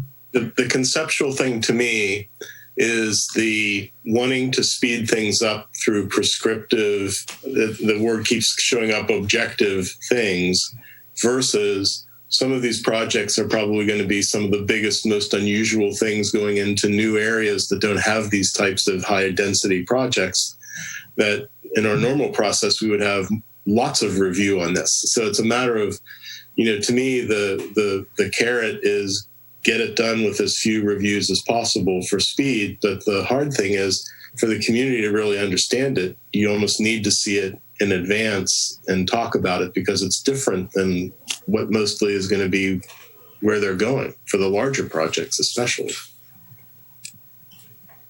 Okay. Any other comments? Okay. Do we need a motion to continue this? We do. Okay. Somebody want to make a motion? I'll move to continue. Oh, there he goes. I'll second. Who made the motion? Me. Okay. Mike. Yeah. Okay. Any discussion on the motion? Probably not. Okay. Can you, Scott, could you call the roll? Sure. Commissioner Stewart? Yes. Commissioner Lucas? Aye. Commissioner Ingraffia? Aye. Commissioner Barone? Aye. Chair Lure? Yes. Motion passes 5-0. Okay, great. So that's item B1 then. Okay, thanks. Thanks, Amy. Thank you. Talk to you guys soon. Okay, so we have item C is new business. So seeing none, Scott, is there anything you wanted to add to that, or? I don't have anything to add, no. Okay, then we have no unfinished business. Planning Commissioner comments and future agenda items. Anybody have anything? I also thank the citizens for their due diligence for everything from grammatical errors to conceptual ponderings. It was really wonderful to see the input. Yeah. Second. Do we need to, well, not need to, but do we want to talk about the safe and sane thing that got brought up earlier and maybe a future agenda item on that? Now would be the time to do it. Fireworks. Is that a planning commission thing or a city council thing? I don't know. I was going to defer. You'll recall they changed the planning commissioner for all advisory boards, and you have to make the request for future agenda items through the city council. Mm-hmm. So if you wanted to do it, it would need a majority of you to say that, and then we'd have to put together a request letter and give it to the council. I would think, as a courtesy, based on how much action I saw on the social media, we would ask them if they want us to do it, and if they don't, then maybe someone will ask them to do it. Right, but is the ordinance within our sphere, or is it within fire, or is it within? It's fire. Yeah, it seems like that's almost out of our lane. If this is either public safety or fire. So Scott, where do you? So I would imagine, I know there was, a lot of discussion on social media about it. There was a lot less discussion on staff part about it. I think from, our perspective, things actually went fairly well that day, 4th of July. We didn't hand out a bunch of citations and things like that. Of course, part of the thing with folks that have illegal fireworks is, unless they're lighting it off constantly, it's kind of hard to catch them.